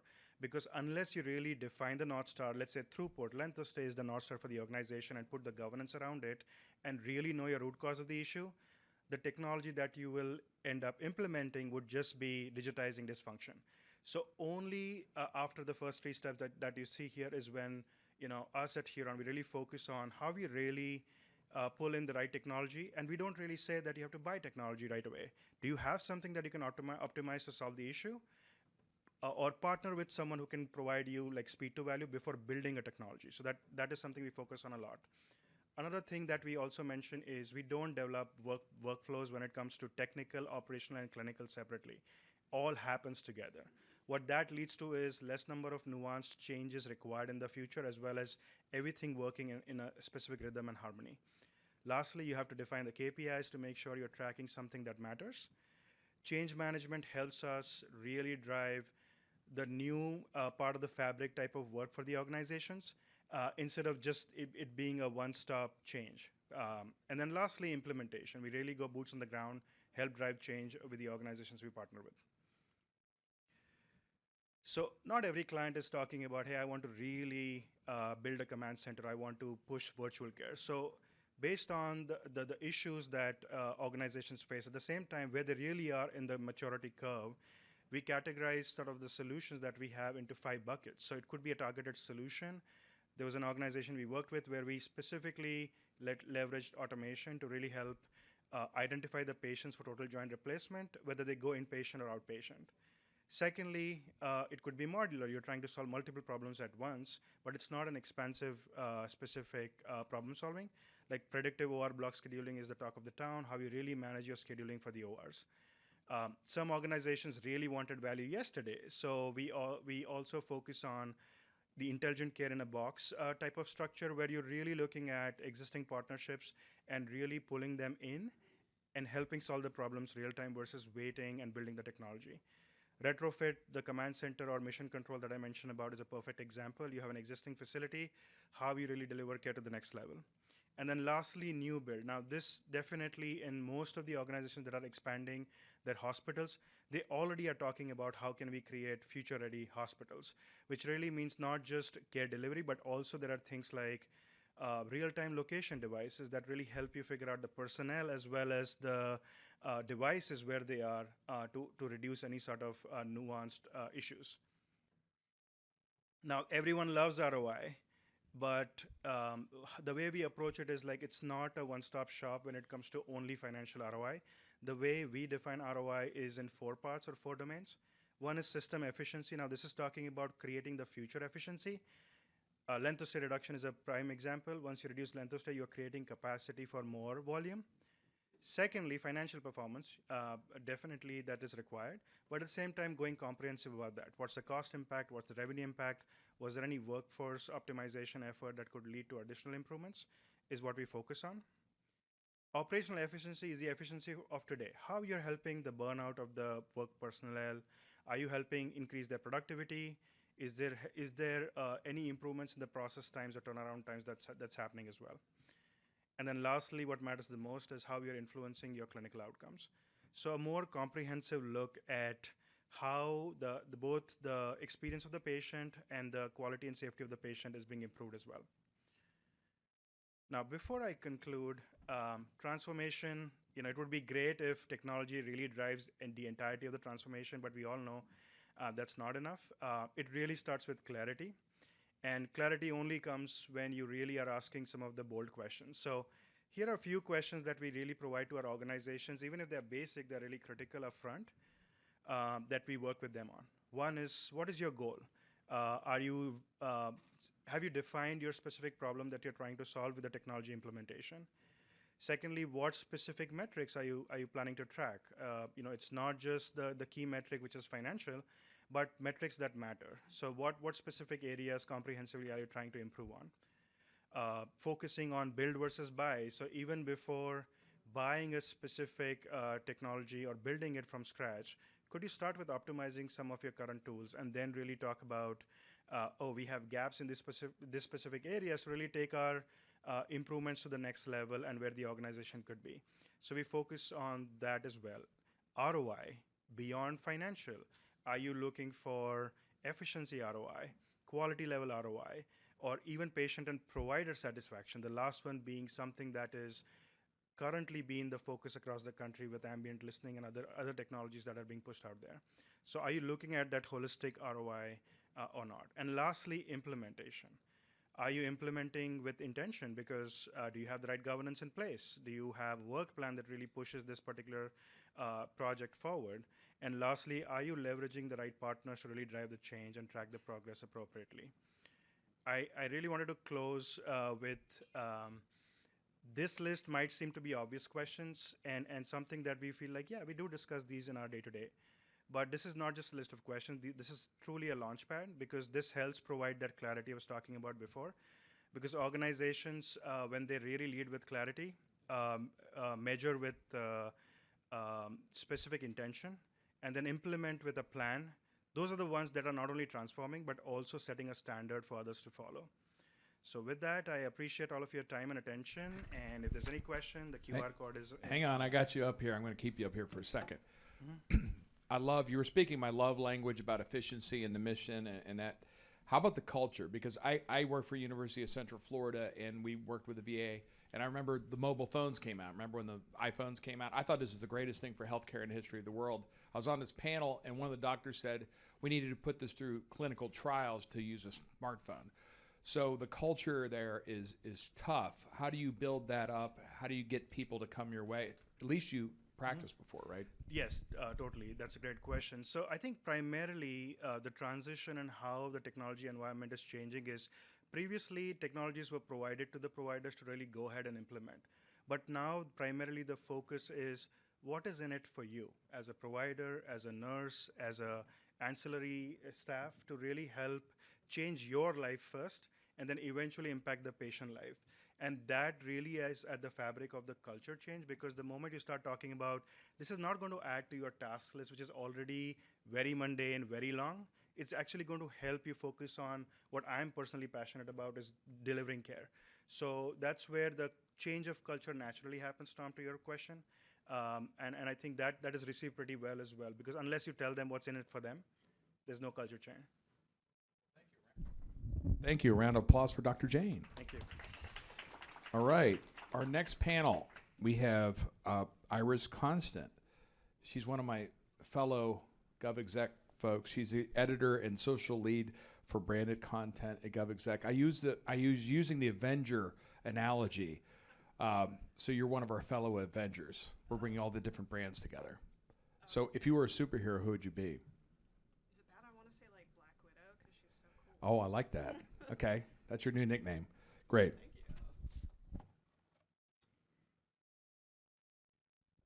Hello? Ooh, perfect. Good afternoon, everyone. How are we doing after our like post-lunch dinner here? Not dinner. It's a lunch. How's everyone feeling after lunch? Moderate? Good? Someone's having a great day. Awesome. So, in this panel, we'll be talking about cybersecurity strategies for protecting federal healthcare missions. And so, as we all know, our friends Huron just mentioned that technology is increasing. We're seeing more smart hospitals and more data move to the cloud. And really, this means that the threat landscape is increasing. There's more surface that our attackers can target. And that means we need to step up our game, kind of defend against threat actors. And so in this session, we'll really be discussing those strategies for advancing zero trust architectures and enhancing privacy compliance, and really what it takes to build truly resilient systems designed to protect our patients and to uphold public trust. Now, a little bit about me. As my friend mentioned, my name is Iris Constant. I am the editor of branded content for GovExec. I used to work in patient care for a little bit at Vanderbilt University Medical Center. However, I am not an IT expert. Do not pitch any hard questions to me. Instead, pitch them to my lovely panelists here if they could come up. We have Monte Brockett, Deputy Chief Information Officer and Chief Information Security Officer for the DC Department of Healthcare Finance. If everyone wants to give him a round of applause. And then next we have Jeff Fox, Technical Director for the DoD Healthcare Management System Modernization, Department of War. And then we have, last but certainly not least, Chris Wallace, Chief of Cybersecurity for the Program Executive Office, Defense Healthcare Management Systems.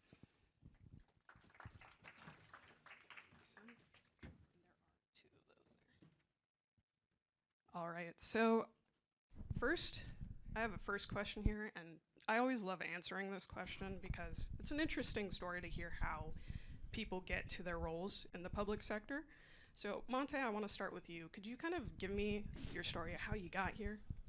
I started out at University of Maryland doing cyber operations. Being a district resident for a while, I started to work at Department of Human Services. And what we did at that agency was a lot about determining eligibility for healthcare services for district residents. And so, you know, with my background, it was kind of easy transition into the field of cybersecurity for healthcare. Amazing. Jeff? All right, good afternoon. Good afternoon, everybody. My name's Jeff Fox. I'm the technical director for the Dim Sum Program Office. I think you heard that. But we've implemented the largest EHR platform on the planet right now. We're deployed globally to the DoD everywhere, and we're rolling out, U.S. Coast Guard is on board, and we're bringing the VA in, and they'll be rolling out this year. How I got here, I'm 62 years old, so that's a long story.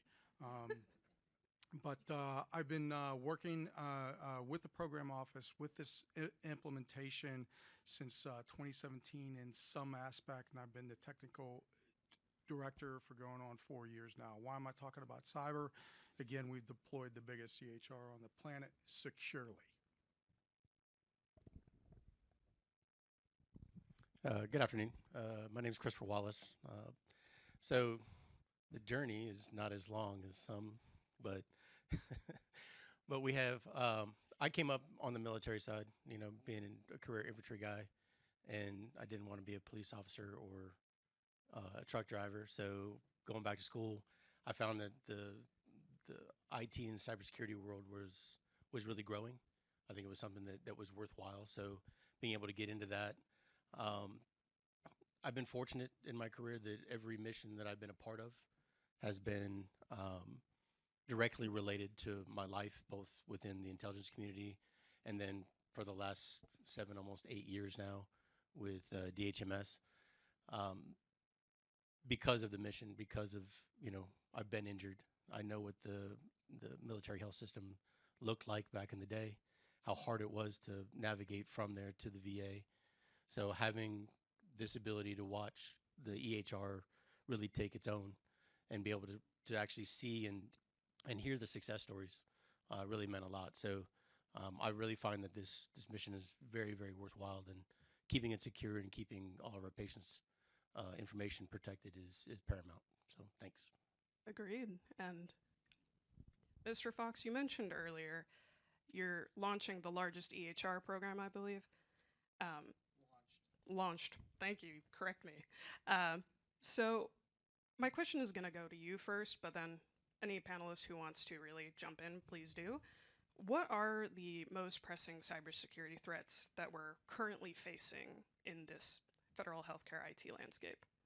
Okay, so for me, the most pressing cybersecurity threats are Russia, China, Iran, and North Korea. I think we're all in the same boat there.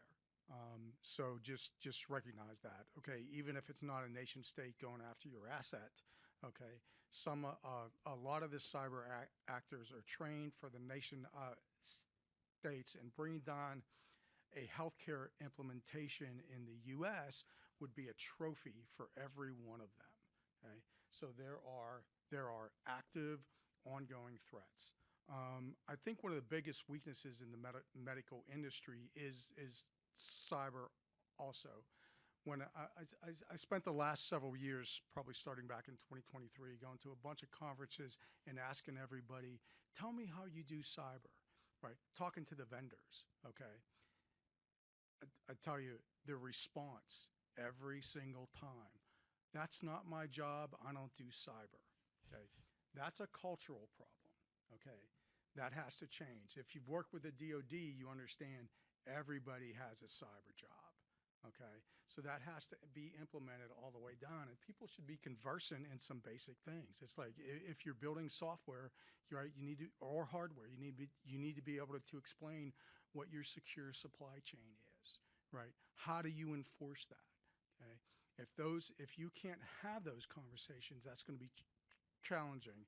And I'll share the one last thing. I think back in 2020, the beginning of 2025, there's a study that came out, okay, and it was like, we've reduced the number of patient record cyber compromises by 9%, right? And I'm a nerd, right? So you open up the study, okay, that 9% was 230 million clinical records, clinical patient records, 230 million. There's only 330 million patients in the U.S., okay? That's not good, okay? So there's just a lot of little things that can be done to move that ball forward, but it has to be done collectively. Yeah, I know you brought that up earlier, and I said, I got to go make a call. I got to go call my GP, my practitioner, you know? So, Chris Monte, do you have anything you'd want to add on that? I will take it from an approach far as the specific threats that are impacting a lot of healthcare organizations across the U.S. And specifically, we look at the modularity of the systems that are delivering these services to our constituents. And so one of the biggest things is governance here. You know, we talk about all of these modules that most systems are, or most organizations are putting together to deliver healthcare services, but we never talk about the oversight, the continuous monitoring of those particular organizations. And so a lot of the ransomware incidents are happening from our third-party suppliers, right? And so we, as a organization, and to support our mission, have to make sure that we have a governance program that identifies those systems and be able to implement the controls across those systems that actually support delivering a healthcare an ecosystem that is protecting healthcare patient data. Amazing. Chris? So I agree with both, right? The pacing threat, right? The third party, you know, you folks have heard me, you know, speak before. You'll hear me say, you know, we need products and suppliers to come to us cyber ready, right? Understand what the DoD, DOW, what the federal space actually needs. Basic cyber hygiene doesn't change, right? It's not, there's no difference in what was 2 years ago versus now. Every person is a part of cyber, like you said, right? Everybody has a responsibility, but the product, the code, all those things that come to us, it's, you know, that presents a risk, right? So we need folks to focus a lot there. Some of the other issue is that, you know, and we talk about it, AI, right? AI is both friend and foe. Like, we have to understand that, you know, AI is allowing what we used to call script kiddies, right? Those people who would just take a little bit of code from somebody else and, you know, cause a DOS attack or, you know, something like that. They're now able to use AI to accelerate and have a much greater impact, right? You know, AI attacks are more prevalent. They're able to use a lot of things, but then they're using AI on the back end to prevent us from tracking them and finding them, right? They're decentralizing their data structure, so we don't know where the money's going. We don't know what they're doing, right? So it's even harder to find those smaller non-nation state type APTs, right? Those persistent threats. I think, you know, and there was an article last week or the week before, you know, and others have heard me say this too, that, you know, 8 minutes. 8 minutes to take over a network segment in a major cloud. That's something, right? It's not days or weeks anymore. We talk up to our leadership all the time. You know, it's not about, you know, sitting back and saying, okay, we're going to look at these controls. It's not good enough anymore, right? The risk is always there. The threat is growing, and it's growing a lot faster. So if, by coming to us cyber ready, by coming to us with good, strong third-party capabilities and understanding the footing that we need you on, the better we can secure our capabilities. Amazing. So, Chris, I do want to stay with you on this one. Oh, I'm sorry. No worries. So, how can we start, you know, moving the ball toward improving cyber defenses? I assume it starts with zero trust. How can we effectively implement that in a federal healthcare space? What does that look like on your end? So it's a whole organization effort, right? It's really, and when I say organization, it's all your suppliers. It does start there again with quality code, with quality builds, understanding the environment that you're coming into as much as we have to understand how that tool is going to be used and integrated, right? There's all kinds of tools that are available out there in the zero trust space, right? So having that planning, understanding what it is, you know, currently we have done a lot of work in the zero trust space before the mandate came out, right? You know, Jeff and I have talked about it, you know, with other folks as well, you know, the ability to bring microsegmentation in early, right? Making sure that we're right there, making sure that we're driving that security piece forward, doing the gap analysis, right? We are currently running through, you know, multiple iterations with interviews, not just within ourselves, but we're going out to DHA, we're going out to our CSSPs, we're going out to other vendors and asking, these are the hard questions for you to get all of those 152 activities compliant for zero trust. Where are we? Where are we not hitting the mark? Are we on path correctly, right? Are we hitting those GRC functions along the way to make sure that we have the governance, we understand the risk, and we can drive compliance right from the very start? For us, the collaboration with DHA and our partners has been really, really good. It's much more complex than what people think. You know, a lot of people want to bolt it on. You cannot, just like anything else in cyber, you cannot bolt on zero trust and think it's going to last, right? You have to get into the nooks and crannies. You have to figure out where you're going to be. You have to figure out not just the game you're playing right now, but you have to look at the long game, right? How is this going to change? How is it going to change your environments? And really look and use some foresight and some forecasting to figure out where your organization is going based on mission, based on capability, based on threat, right? And incorporate that early in your zero trust programs. Great. Ante, I know you just came off mute there. You want to add in? Yeah, I definitely want to add something there. I just want everyone to be level set and to understand that the implementation of zero trust is a continuous approach, right? It's not something that's an easy thing to do. Most organizations or agencies are still striving to meet that. Even with a lot of the implementation dates that are supposed to be from federal agencies already done, you know, you have to look at your organization, and all of them are so different.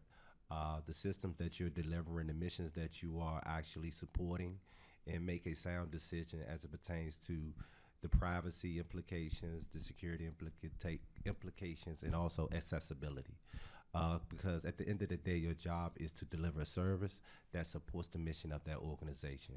So I just want to make sure that we all understand that that approach is always an iterative approach, and you will continue striving to improve each and every year. So that's my 2 cents. Yeah, and I think that is now it's upcoming, but I believe that's going to be in the next national cyber program. Is that it's an iterative, process instead of a check the box mentality. Jeff, I do want to ask you something on that. What does it look like from your perspective? So I want to build on some of the things that you gentlemen said also. Cyber is not a bolt-on. Zero trust is not a bolt-on. Okay, it starts from the infancy of when you're implementing software, when you're implementing hardware. If you try to implement a piece of software, okay, and then try and implement zero trust, okay, after you have fielded that, it's going to be very expensive and very time consuming. So again, following with the thread, everybody has a cyber job. Your developers have cyber job, and no matter what language they're writing in, okay, they need to understand how to deploy secure software code. Okay. Now for us, what was the most beneficial aspect of zero trust was to get network microsegmentation in place. And we did that as a part of a transition to the cloud also. And we have red team pen testing that was involved in there, okay? And one of the acclamations that they came back with is like, holy crap, it worked. Don't yell at me for saying crap, okay? I don't think anyone will. Every day that they were doing the red team work, okay, they had to come to me and ask for an IP address to be opened, okay? And we had to open a bunch of them, okay? And because when they got inside, no matter what network segment they were in, they could not pivot anywhere, okay? They couldn't pivot it, it wasn't just in minutes. They could not pivot anywhere, okay? But just implementing the microsegmentation, okay, we have two-factor authentication across the board. There's no such thing as user ID and passwords, right? So if your organization has user ID and passwords, right, I think Larry Ellison said it back in 2024, 2024, they're dead. Well, they were dead in 2014, okay? So y'all need to be doing two-factor authentication, okay? If you don't have the policy open by exception, if you don't know what that is, okay, your zero trust network microsegmentation, okay, is not going to do what it's supposed to do. Okay, it's not that. People need to, it's a mindset, okay? They need to understand how to design the network to do that. What components need to be in each micro segment, okay? Operationally, how do you troubleshoot a much more complicated network with that, okay? But, with it, you also achieve, okay, enormous benefits, because even if a hacker gets in, they can't go anywhere. So you're only compromising a small subset of assets. And I do have, if you don't mind, I have a follow-up question on that. You mentioned culture. How do we start to change the culture? Because it's very difficult in these large agencies to do that. So what would your recommendation be to do? Well, okay, so it's very expensive to do on the back end, okay? It's not expensive, okay, to train your folks how to write code properly, okay? It's not expensive for your engineers, okay, to understand how to configure a network properly. Also, look for new opportunities. If we tried to overlay network microsegmentation, okay, into an existing implementation, it would have been costly, time-consuming, and we had operational requirements that we had to meet also. But, okay, as we were transitioning, okay, to something new, okay, we could begin the implementation of the network microsegmentation there. Okay, so look for those opportunities, be able to do that, but that also assumes that you understand what are the most important parts of network microsegmentation. Anna Earhart is here, one of the initial things we did, okay, is we looked across the landscape, okay, of all the zero trust technical implementations that needed to be in place. And we said, hey, we've got most of this one done, most of this was done. Not a lot of real value in doing the automation at the end, because we still got these 3 other foundational things that have to be in place, okay? So we're going to spend a lot of time and energy doing network microsegmentation when we have the opportunity to do that. That was a short answer for a very complicated question. Thank you. And I know, Chris, you look like you're itching to answer that one too. Well, itching is a word, but just makes you itchy in general. So it's a feeling, yes. No, I think all of that is absolutely true, right? But there's back to basics, right? The sense of ownership, right? You want every person that works on a project, every person that works within that environment to take a little bit of ownership of it, right? You want them to understand that what they do matters, right? And being able to convey that, being able to really make sure that they understand that, it's okay if you make a mistake, but you've got to bring it to light, right? Because we've seen it a lot, ransomware, things like that. It's a credential issue. It's a code issue, and it's 99% of the time, it's inadvertent, right? It's something that was caught within development or wasn't caught within development, or something that was, just overlooked, right? And a lot of time it's because people they're just like, it's my job. Like, I'm here 8 hours a day. I'm just going to go home at the end of the night, right? All of us up here, we have to breathe and live this, right? We understand the implications of a mistake. Right, and it's not just the fact that, oh, you got breached. Okay, well, as cyber people, we assume breach. That's a mantra that's out there. But at the same time, we understand the implications of what happens to mom and dad. We understand what happens to the kids. We understand what happens to that service member overseas that now has his record exposed. We understand all of that, right? So we take it personal. And if you can instill that at a basic level with everyone, and that takes education. Right? There's, everybody loves the cyber challenge. Raise your hand if you really love the cyber challenge. I got there's half arms. There's not even a full arm, right? It's a pain in the butt, right? But you still do it because you understand that it's not just a requirement. It refreshes you to think, right? But also, if you're in your organization, do lunch and learns, right? In the DOW, we have what do they call it now? The WAU, right? Used to be the DAU. Oh, yeah. Right? There is all kinds of free training. There's all kinds of free training in the industry. You can say, hey, look, you have so many continuing education credits that you have to have for your job as a requirement. Here's some ideas. Go take some of this training, upskill yourselves, because the upskilling is what's going to protect us in the future. Yes. Yeah, I'd also say to change the culture also, okay, start asking your people, what have you done for me in cyber today? Okay, if you want them to own the problem, okay, empower them to impact the problem, and start asking them and holding them accountable for what they've done for you, right? Remember, most of the major exploits, even in Change Healthcare, okay, it wasn't some AI platform in the back end, back in the cyber world, that found this needle in the haystack way to get in there. It was something that wasn't patched, that should have been patched long ago. Okay, so just remember that most of the initial exploits, okay, are very rudimentary cyber things. We can stop those things. Great. And so I know Chris mentioned ransomware, which got me thinking about encryption, either in the good way or the bad way.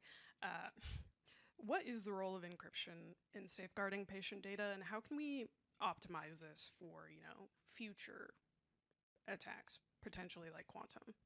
So, yeah, I'm a quantum guy. So I love the quantum world. The mandate is there, right? You must look to the post-quantum capabilities, right? Those hybridization for the encryption.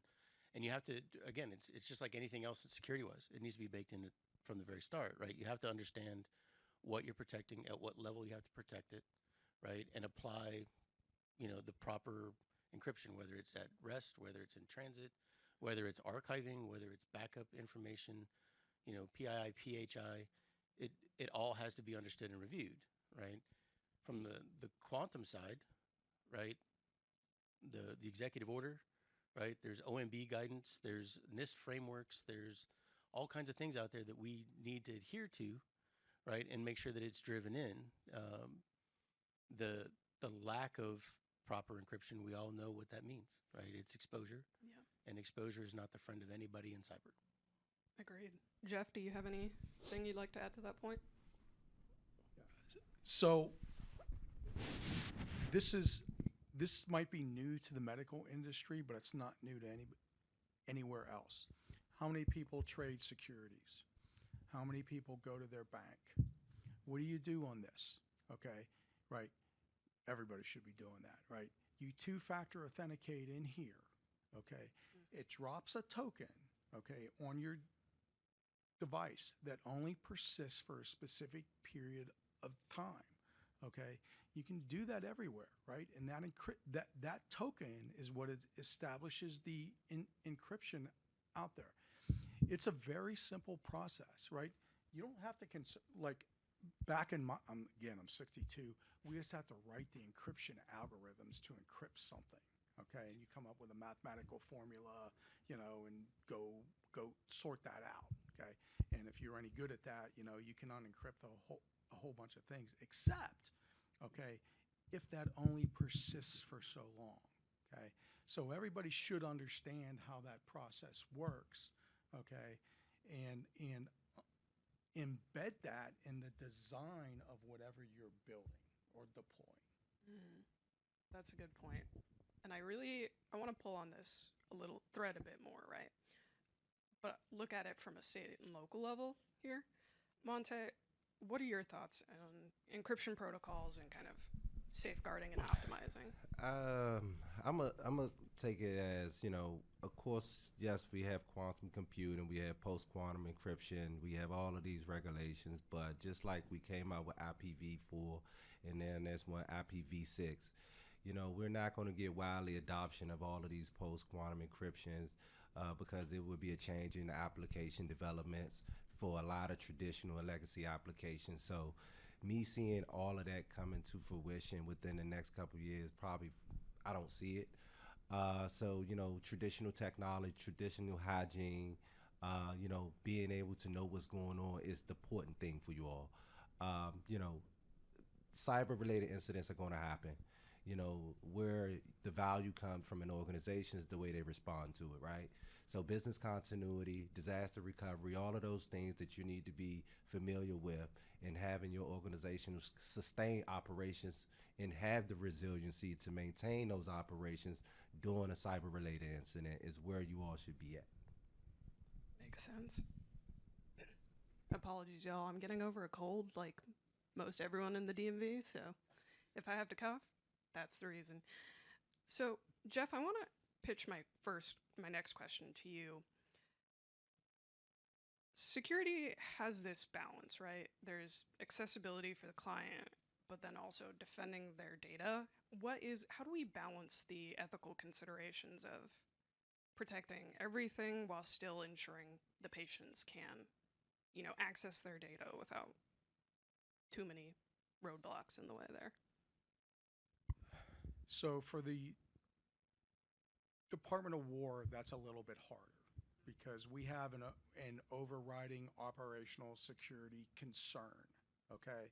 And if our data, okay, is out, okay, in another enclave for any period of time, okay, it makes us nervous, okay, because, okay, someone can create an operational profile to attack that segment, whatever it is. I'm using generic terms right now, okay? So the best thing you can do, especially for patients, okay, is the encryption, right? If that encryption is in place and you can get the patient's own information to them securely, right, that's a kind of a seamless operation. But when people come to me and they say, hey, I have this AI tool and I want to be able to do this, I said, okay, and the Department of War doesn't want its data to persist, Okay, so tell me how you're going to solve that problem. Well, we can't do that. Why can't you do that? They don't even, their initial reaction is no, we can't do that. But when you ask them to explain why, they don't understand it. And they have to go back to the engineers. So if the data doesn't persist out there, it's the same thing, right?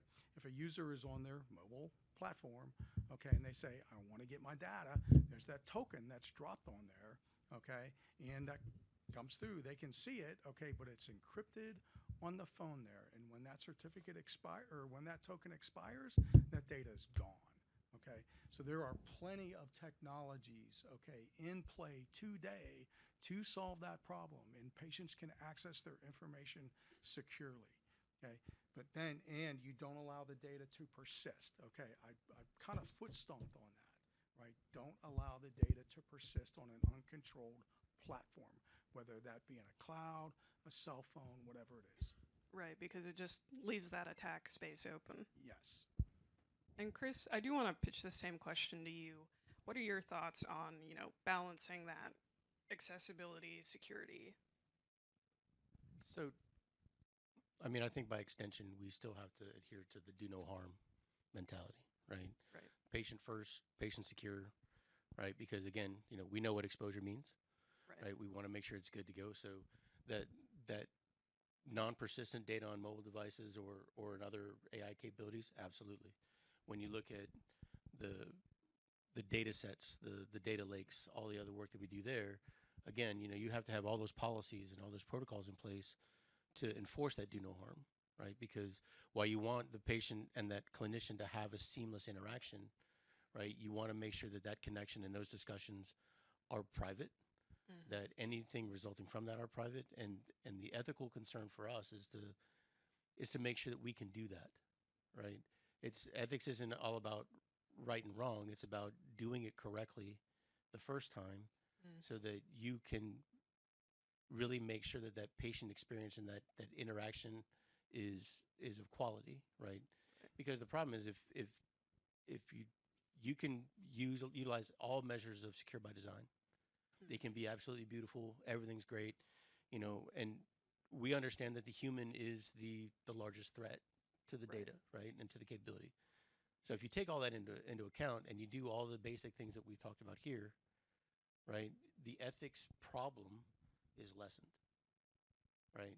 So again, if you have proper cyber hygiene, you have proper measures and policy in place, you have proper network and secure by design capabilities within applications and full system design, ethics aren't as big of an issue. Interesting. Thank you. Monte, do you have anything you'd like to add on that end? I was going to say they did a great job. So I do want to show Tom. He's reading my mind. I wanted to ask a question. I don't know if we have to do it this second, but I mean, is it okay? Yeah, of course. Yeah, and maybe just open up. This is a great panel. Just a couple of notes, but before I ask my question, we're actually going to do a post-quantum encryption event here with Dr. Britta Hale. I don't know if you've heard that name yet. So this is something I think, like for the DC government, you kind of let the DoD do all the heavy lifting there for you, right? And we've got a couple Zero Trust events coming up in this location, and we're working with DAU with Tim Denman on their big one. So that's a good training one. So you brought up a lot of great points. One thing that keeps coming up in the DoD and recently, Department of War. I'm the first one to mess that up. Somebody said it was on a badge, Dow Chemical. They really thought it was Dow Chemical. But anyway, to my question, purple teaming, like testing these systems, it seems like we have a shortage of purple teamers, red teamers, whatever, the old lexicon. Do you see some automation of that? Because it seems like that is a whole, if we're going to, see, I knew it was going to be a good question. How can we automate that as much as possible? Because there seems to be a scarcity of that talent, and it's holding up systems getting CNA'd, basically. You want me to grab it? You want to grab it? You want to grab it? What we've done in the past is we have a threat emulation program. And so that threat emulation is where we, execute attack kill chains. And so we layer that with correlation rules for our SIM solution that responds to those detections throughout our ecosystem. And so that's how we approached it, and so that was software because, as you mentioned, there is a lower resources in the market to actually do that work, and sometimes, even the cost of getting that exercise implemented is very, very costly to an organization. So we kind of run back towards the AI channel, right? So you talk automation, but I'll preface it, right? Human in the loop is a must, right?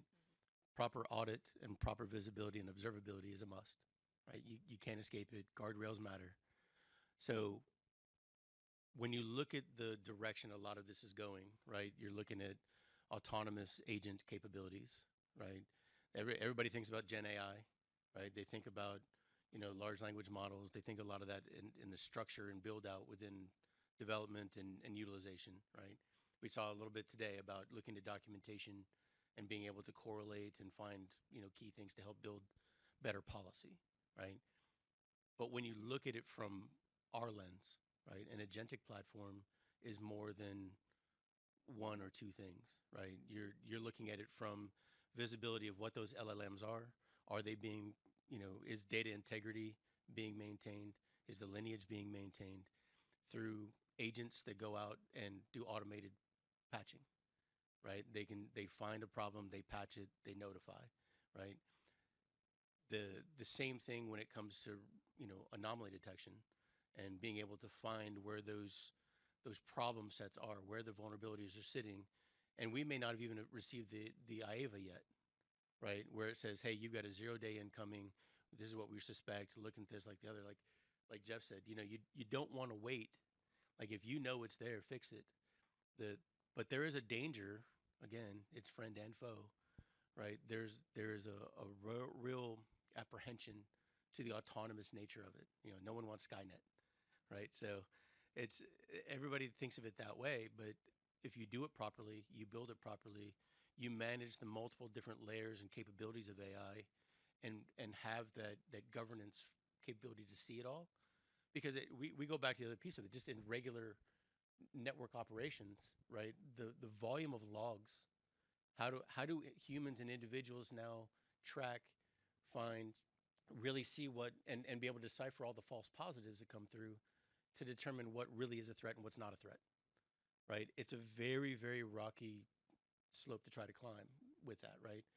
So I see a benefit in it, but it absolutely takes smart intervention, I'll call it, in making sure that what you're doing, that you're able to step into the loop, that you're able to manage it properly in order to allow for that automation to really take hold and be effective, right? We do a lot of red teaming and purple teaming where we are, right? It's almost, it's so expensive, right? So there's the automation and things like that. There is a benefit and return on investment with that. But again, it's how do you manage it long term, right? How do you make sure you have the right skill and the right people on board and resources to manage it? So you really have to weigh a lot of that before you pull that trigger. I will give a different opinion there. Okay. If you're sitting around waiting for the AI automation to come into play to do red team testing, you're not doing your cyber hygiene well. Okay. Even if you can't afford it, okay, if you're delivering software, okay, set up an internal red team, and make it their part-time job. The DBAs can try and hack the application programs. They can try and hack the web front ends. CISA, what's the federal agency up there? Like, look on their website for what the vulnerabilities are. The attack matrix is there for a reason. They can you can use that attack matrix internally to harden your code. You do not need to wait. Okay, you can do something. But I've been doing red team testing since 2008, 2009. That's how long I've been doing it. The benefits are fully there. If you look at the incident at Change Healthcare, okay, how many millions and billions of dollars did they use? How much? A red team test would have said, you got these vulnerabilities, go patch them. Okay, so. Yeah, and you can do automated attacks too. I do agree with the human in the loop piece for sure, 100%. Great. And so, Chris, you set me up for my next question here wonderfully. We do have about 5 minutes left, but I'd be remiss if I did not bring up the budget question. We all know that the administration is looking to cut costs here. How can federal healthcare agencies prioritize cybersecurity investments to really maximize that impact? I still think this is a loaded question. I promise I won't take it as a cyber personally. guy, I want all your money. I want you to have nothing. I want to have everything, right? The question But- presumes there's a budget problem. Well, there is a budget problem. There's a budget problem across the board, right? But again, you have to balance what the patient needs, right? And where, again, like you said, not waiting, right? Putting things up front, doing the hard work up front matters, right? I do think a lot of organizations need to look at when they talk budget and they talk investment, right? They need to invest early, right? They need to recognize, again, some forecasting and foresight. Where do your resources need to be? Where, what kind of upskilling and training do you have to put in there? Because investment in tools and technology is only one avenue, right? There's human capital, Right. There's human resource that we have to actually take into account and value, right? So you may not be able to go out and spend, $35 million on, licensing and capability, but you can spend, $2 to $8 million to completely revamp your education capability and get your people upskilled. Okay, you may reap some benefit off of that, right? If you can, right now, especially if you can afford, $30 to $100 million worth of stuff, we need to talk, because I need to figure out how you did it. But I do think early investment, both in proper tooling, again, really understanding your environment, really looking at what you're doing, and it should be, to me, it should be whole of organization benefit, right? If I buy a cyber tool that only benefits me and a small team, there's not a lot of value in that, right? But if I buy a cyber tool that not only helps me but helps DHA, it helps our partners, it helps the gambit of what we're doing, right? In a broad spectrum way, that's money well spent. Yeah, there's those economies of scale there. Monte, Jeff, do you have anything you'd like to add in the last 3 minutes here? For us, from a budgeting standpoint, I haven't had any kind of pushback from senior leadership. They kind of been, buying into the idea of, the security tools, protecting patient data so we can deliver the services. When we do have those kind of issues that might arise, through our process of, getting funding from federal agencies, we include those line items and specifically, align them with what the mission is. And so 9 times out of 10, when we're reaching out to our federal partners, CMS, HHS, there's not too much that I've seen recently from a reluctance and, making sure that the state and local government agencies have the budget to support the mission. So my standpoint is a little bit probably different.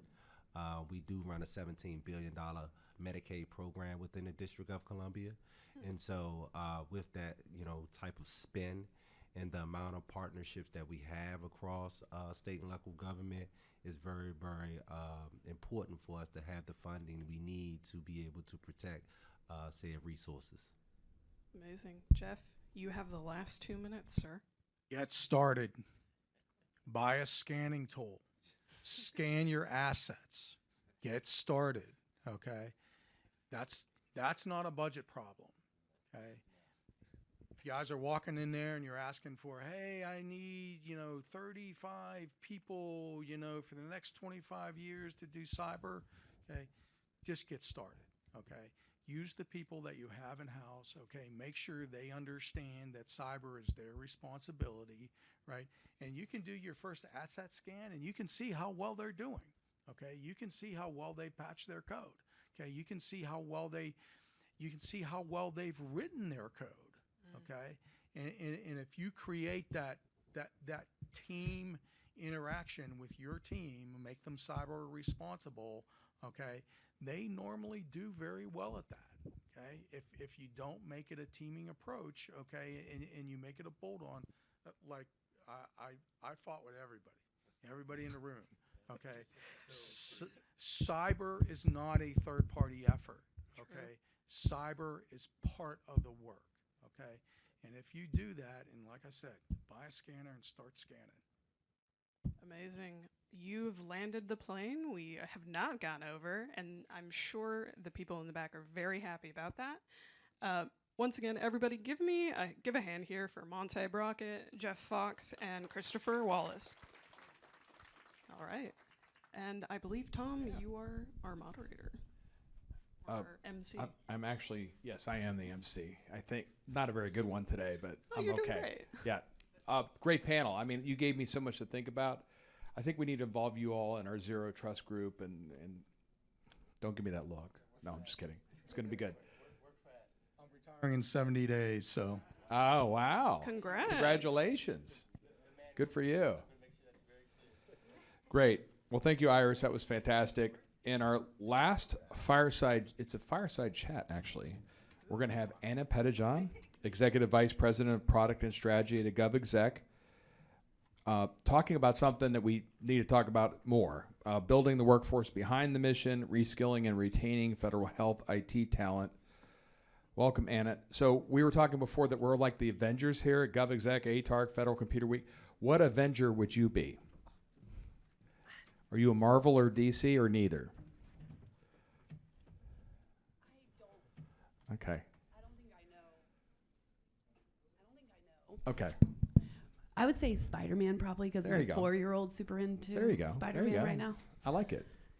Awesome. Well, knock 'em dead. Well, thank you. And thanks everyone for sticking around. I actually think this is a really nice way to follow up the previous session and close out the day. So excited to be here. Thanks Tom and the ATARC team for having us. So as many of us know, modernizing federal IT isn't just a tech challenge, it's a workforce one as well. As agencies scale digital transformation efforts, the ability to reskill, retrain, and strategically grow talent is mission critical, especially these days. So excited to dive in to that, to really thinking about what the workforce behind the mission looks like. So with me, I have Timothy Amerson. He's currently federal CISO at GuidePoint Security and a former agency CISO. So excited to have you. Thanks for joining us. I'm excited to be here. Stop those people leaving. I know. Do not let them leave. Well, Timothy, as we get started, I'd love for you have such a robust background across both industry and the public sector. Would love for you to give a quick overview of your experience and where you see the federal workforce challenge today. Yeah, thank you. So this topic, although it's not cyber, which is where my beginning passion actually started in education. I actually ran a daycare center for 6 years, and always was concerned about our future. How are we going to impart our knowledge onto who's going to replace us to do the job that we're doing today?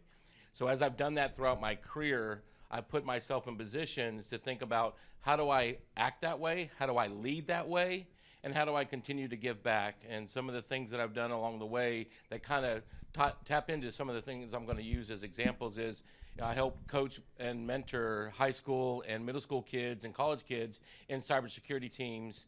I mentor anytime I come to an agency, I sign up for the mentorship program if they have one.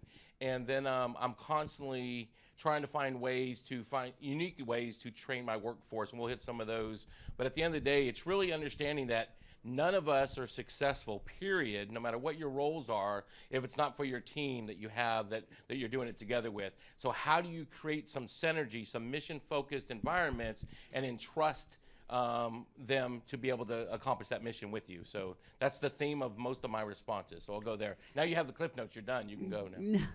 Yeah, no, Timothy, I know when we chatted yesterday, you did have so many great examples of being creative, even when budgets are tight and when there's so much red tape. So excited to hear directly from your experience and kind of the things you've instituted along the way. So often the workforce is treated as an HR issue. But from your experience, how should leaders really tie the workforce strategy back to modernization and mission outcomes? Yeah, this is, I'll use an example of where we had this approach at Department of Veteran Affairs. For those who want to, look up my background, you're more than welcome on LinkedIn. But when I was at the Department of Veteran Affairs, we definitely had a HR issue in reference to getting people, but that wasn't what solved the problem, is getting more people sometimes. Sometimes it's providing better opportunities for the people you have. So what we did is we started what you call a rotation program, where leaders could sign up their part of the organization for a 6-month time, and they would be the hosting manager, and the sponsoring manager would offer this up to their employees. So an example, at Department of Veteran Affairs, I was a cybersecurity director there, and so authorizations and accreditations, some people may like to get into that career field.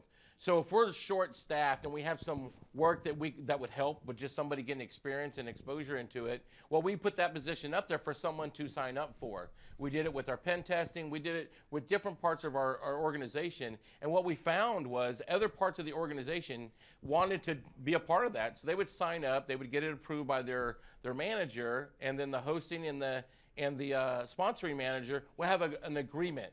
Hey, look here. If my area goes belly up and I need people, I need to be able to pull them back. No problem, But it's a force multiplier. From that program, we had 3 internal employees that crossed over into my organization, because as a leader, I found value in that program. And and the leader that I reported to at the time understood value in your people and investing in them. So don't let HR be your hurdle. Let it be your opportunity to figure out different ways that we could probably. Am I losing it? I think you're okay, actually. Okay.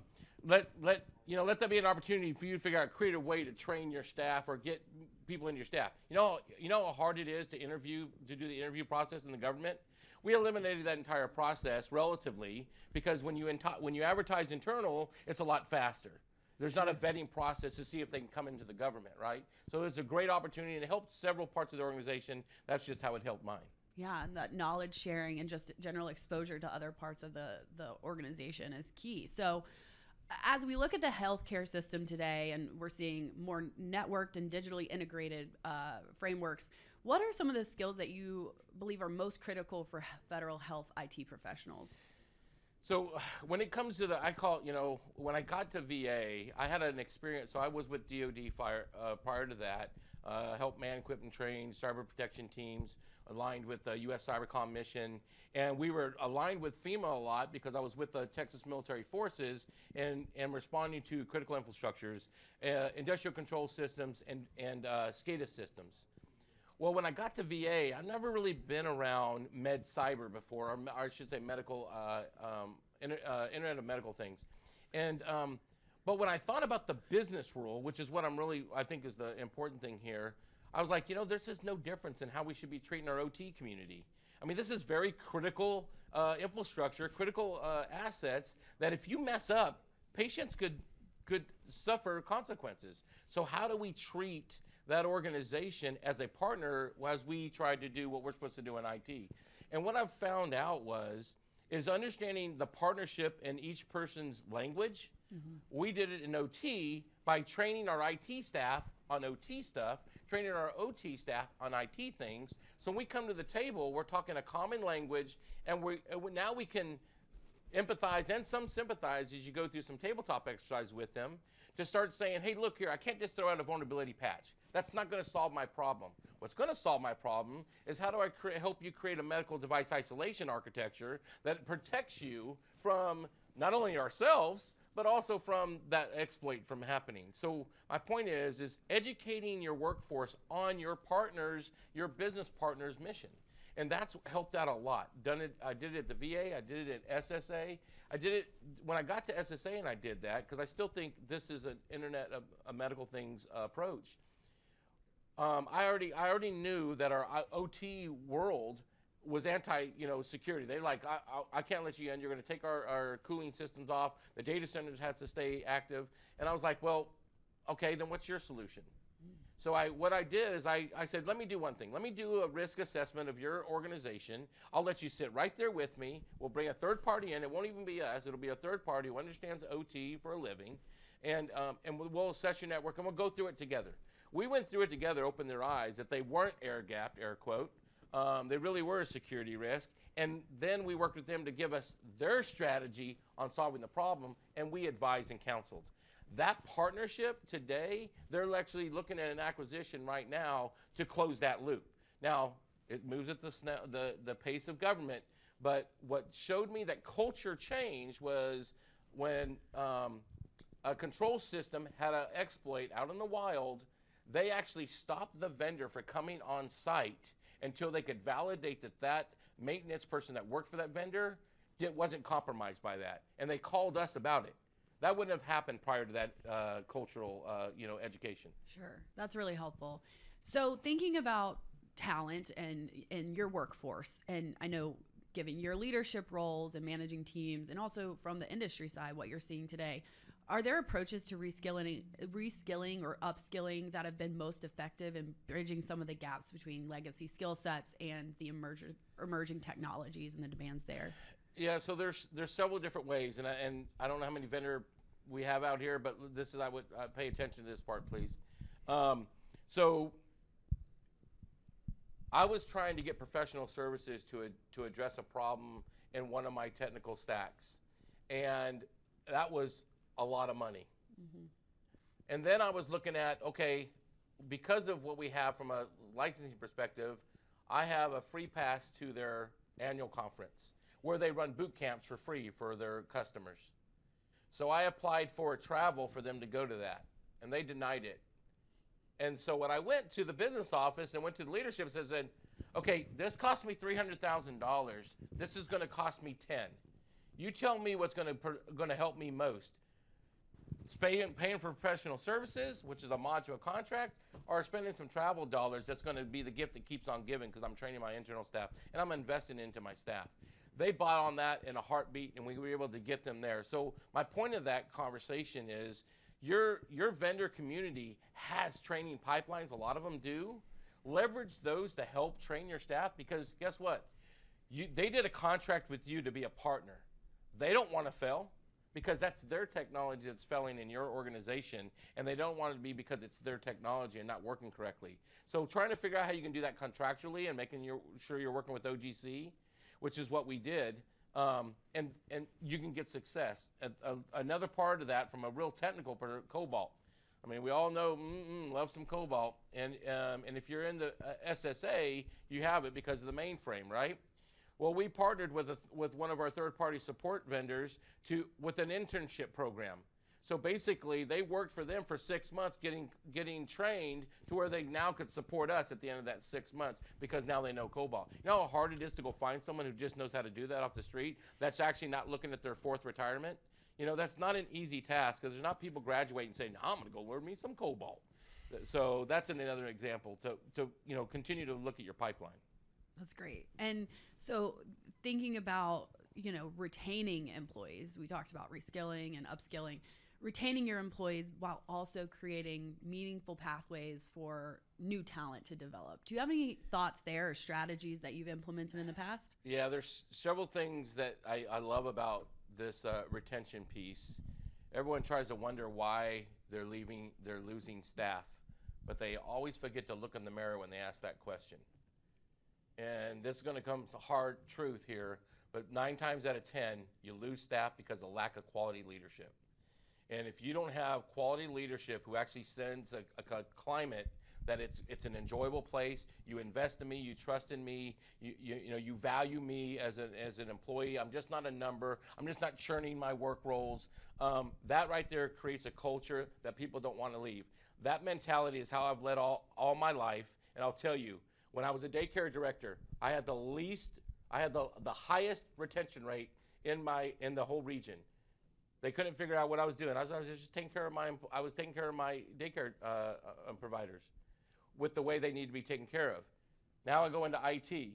When we did the in the federal government, we have this FERS, right, interview. We had the highest response in the FERS survey, and we had the highest, best place to work. And that was because of a climate that was given to my subordinates, that my subordinates gave to their team. It's that trickle-down effect of quality leadership. You gotta invest that way. Look at yourself. When you start losing people left and right, start thinking about yourself, because you should be standing in the gap for all the chaos that's going on. And an example, it's easy for me to say, as I left the agency, and those are probably saying, when I left and took the dirt, I didn't leave without a quality accession plan. I made sure that the person who was following me, matter of fact, I got out of the way of the person who was going to follow me, because I had already received my 30 years relatively, so I could retire. The person behind me couldn't. So when it comes time to cut, who are they going to cut? The person who's been in front of the executive staff, and no, they were going to cut my deputies. Well, they did. After I had left, that's what the next thing that happened. All the other departments, their deputies were cut, except for my organization. So I really am very strong. Feel very strongly about leadership is the main reason why people will leave an organization. There's other little things, but like you heard from the previous people, look at your highest ticket item. When you think about risk, where's your highest risk? Your highest risk is usually quality of leadership. Sorry, but that hurt. No, it's real, and having that internal alignment and buy-in anywhere is absolutely critical. So speaking of leadership, I know none of this happens without the right leaders, right? Yeah. So how can leaders and managers make the ROI case for investment in their workforce, especially when budgets are tight and things are stretched? So I gave the one example about leveraging events that actually you can leverage for training versus paying for professional services. Another thing, I talked about the rotational program, which is another way you can do it. Not a lot of money was, if you look at 300,000 versus 10,000, that's an easy thing to swallow. The other thing that we did is we started our own internal training program as well. At SSA, we started a cyber boot camp, kind of like what CISA's doing with their model to try to help the cyber workforce.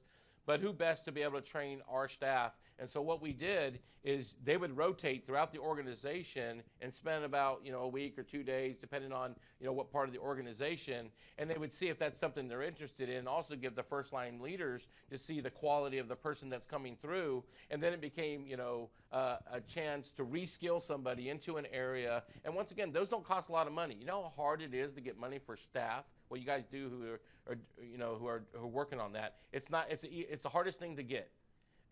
But if you're solving your own problems and you're not always asking for people, when it comes time to ask for people, you know how easy it is to get people, because you're not the one who always throws people at the problem as opposed to creative resources.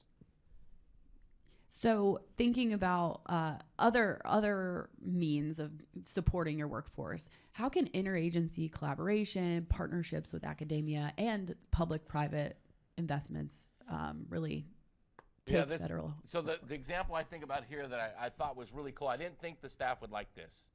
So I partnered with the sister agency and I said, hey, let's swap employees. Somebody wants to learn, wants to go see what FSA is doing. And FSA wanted to, leverage what we were doing, and so we'd send a pen tester over there. They sent us an authorization, an accreditation person, because what we did is they had a very strong pen testing program. We had a very strong authorization program. So we'd send someone over and cross-train and get to know how another organization's doing it. Similar thing we did with VA when it came time for a project they were doing. We'd already led that project. So instead of them going to reinvent the wheel, I called some of my old colleagues up and said, hey, we've been there, we've done that. Let's work together and talk about what you're fixing to venture through. So that cross-train of experience and exposure. I don't know why government agencies don't do this more. CISA's charged to lead these kind of things from a cyber incidents perspective. But when it comes to project leads, every single one of these agencies are trying to do the same thing, provide services for our citizens and relatively. And the technology, a lot of times is the same technology. So I think we'd get more value out of figuring out what your sister service is doing and trying to learn from that. Were there any profound results or takeaways from some of those? Oh yeah, quality improvements. I mean, hey, did you know that they're using and plus you get some insider. They don't like in the government they don't like proof of concepts or pilot programs very well. It depends on your contracting office. But if you go see someone else's, ain't nothing wrong with that. So you can actually do some good market research that way too. So there was a lot of value out of that. That's great. So let's talk a little bit more about industry's role. And I know you already spoke to, the training pipeline that they have and whatnot. I know we have some industry and vendor folks in the room. How can they truly support the federal workforce and its development? Yeah, so I think every one of you should have some kind of intern program. There's a reason why I came to Guy Point. One of the biggest reasons, besides from a value perspective, but the other thing is they have their own university called Guy Point Security University. And their whole purpose is to help veterans and college grads get into the career field that they're trying to get into. And there's several ways we do about that. We either partner with a vendor who's helping for a seat, and then when they graduate, they go to that vendor. So we do it that direction, where we have a university and we're training them to get them ready to go. We have a 97% placement rate by doing that program. Well, that's the same thing. If you have an internship program, you partner up with these organizations that are doing like these it's almost like SkillBridge, right? In a sense. But I think that's one way you can get there, and especially when you think about IT and the healthcare community, there's a lot of people who want to get in more into the IT aspect of the healthcare, and providing those avenues to do that, I think would help out a lot. Beyond traditional hiring, are there any other creative strategies that agencies can or have deployed to build a more adaptable and resilient workforce in the health IT space? Yeah, so the example I'll go back to is my DoD time. When I was charged with building the cyber protection team, it was a multi-state team. The Army's approach to that was, hey, go get people from the signal community because that's where IT sits. Well, cyber's not IT. And those who work it understand you're looking at IT, but that's not a cyber professional is just not IT.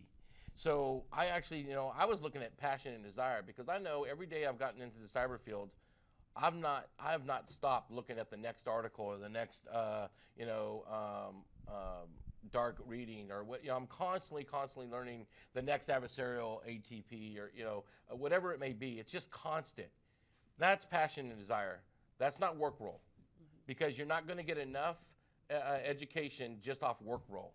So that's what I looked at first. And if I have that, then I can technically prepare them for anything, because they're going to do it. An example that I have is after we got the team, we had a 3-year requirement to man, equipment, train, which is a cycle. We had them ready within a year and a half to deploy, and they did deploy. On one of our exercises, we had our blue. It was a blue team for this exercise, and I was the team lead that got fired. But anyways, so we had to stand up a firewall that we were given at the last minute. It was a Palo Alto firewall. And I had this E5, and I said, you know what, you're sharp in Cisco. I bet you can learn this real quick. I need you to learn this over the weekend and get ready for Monday. He took the book, and we had the best firewall configuration defense model just off learning. That's not because of anything else, but he had passion and desire to do the right thing for the right reason, and it's fun. Don't tell people in cyber it's a hobby. But I think medical IT is the same thing. At VA, I worked hand in hand with HTM. That's the Health Technical Maintenance Team, and they have a passion to do what's right for them, because patient safety is critical, and to partner and understand that's passion and desire. That's not just a work role.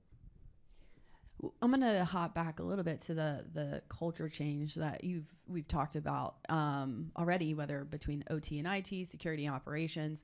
What do you think it actually takes to change culture within an agency or an office? Patience. Don't be afraid to try to do it. You don't have to bully pulpit your way through cultural change. I've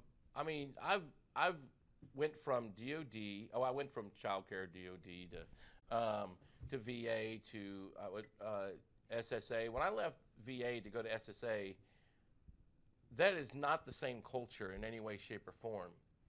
But everywhere that I went, I took the time to understand the mission to all my business partners, and then figured out what makes them tick and use that for them to be successful for what I wanted to do.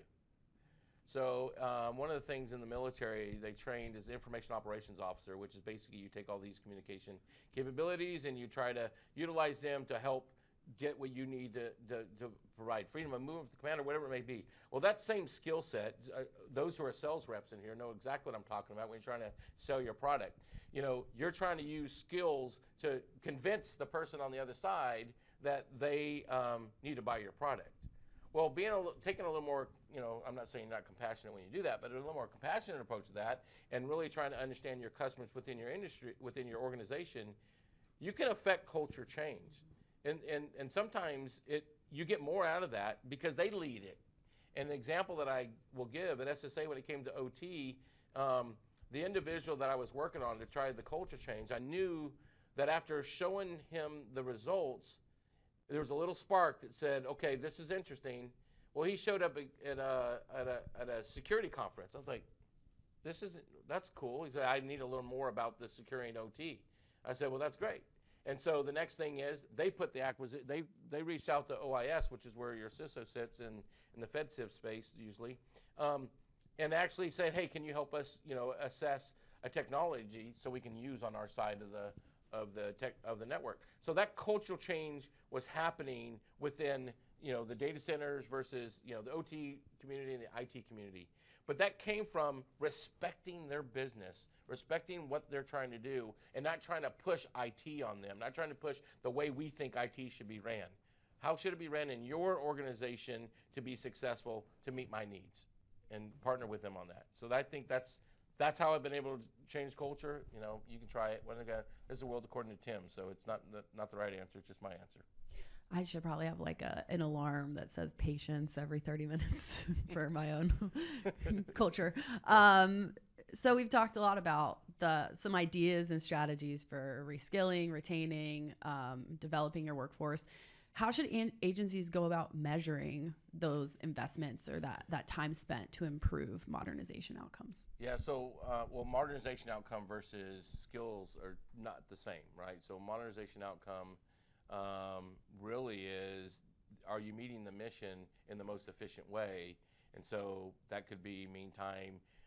In the cyber world, it's very simple. Mean time to contain, mean time to resolve, all those different mean times. But in the business world, it could literally mean how you're surveying your customers and how they see. If you start to change, a lot of times, just perception alone changes your customer base. But you gotta evaluate from their perspective, not just how you. Because I've seen how many times we'll build KRIs and then we'll report on the KRIs. Well, that's called a self-licking ice cream. We need to be able to have a true assessment. We call it ground truth, to be able to show what real looks like. What's happening in CISA? I'll hit this last piece. So CISA created this metric. It's a CIO, the CIO scorecard. This is for the FedCiv community, and on there is a cyber metric. And I was part of the committee who was helping come up with these particular metrics. And one of the frustrating things that I saw was all these metrics were audit-based, like compliance. Anyone who does this for a living, do you think compliance makes you safe? You don't have to answer it. I don't want to spot you out, but I'll give you an example.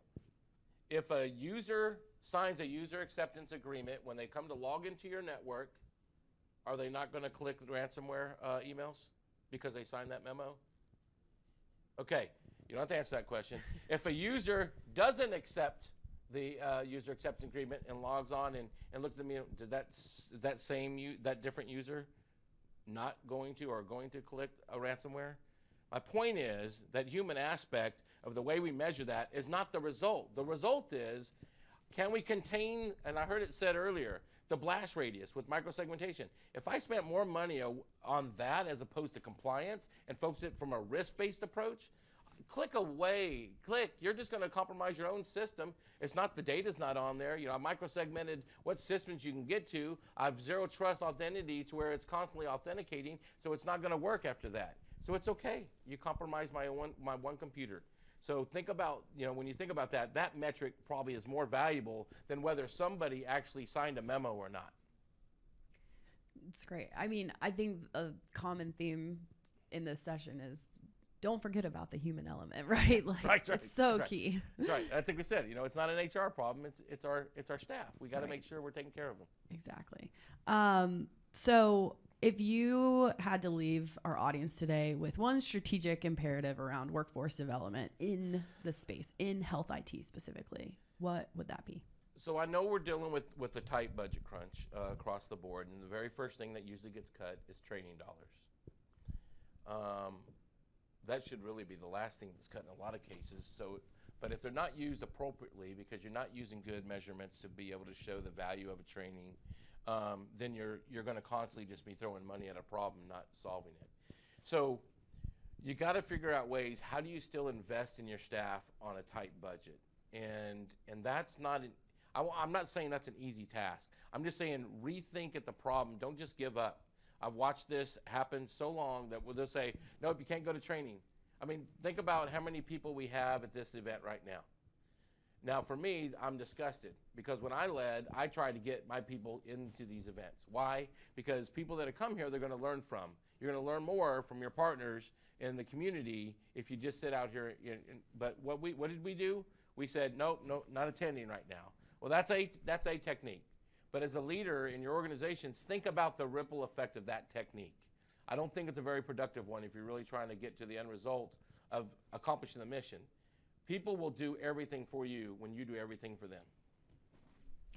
That might be a great place to end. I will say, having talked to you yesterday and today, I think the passion that you bring to this conversation and to this initiative is so key. And it's been so nice to hear your thoughts and the strategies that you've taken both in industry and in your government days. So really appreciate the time. Tom, I think we're wrapping up.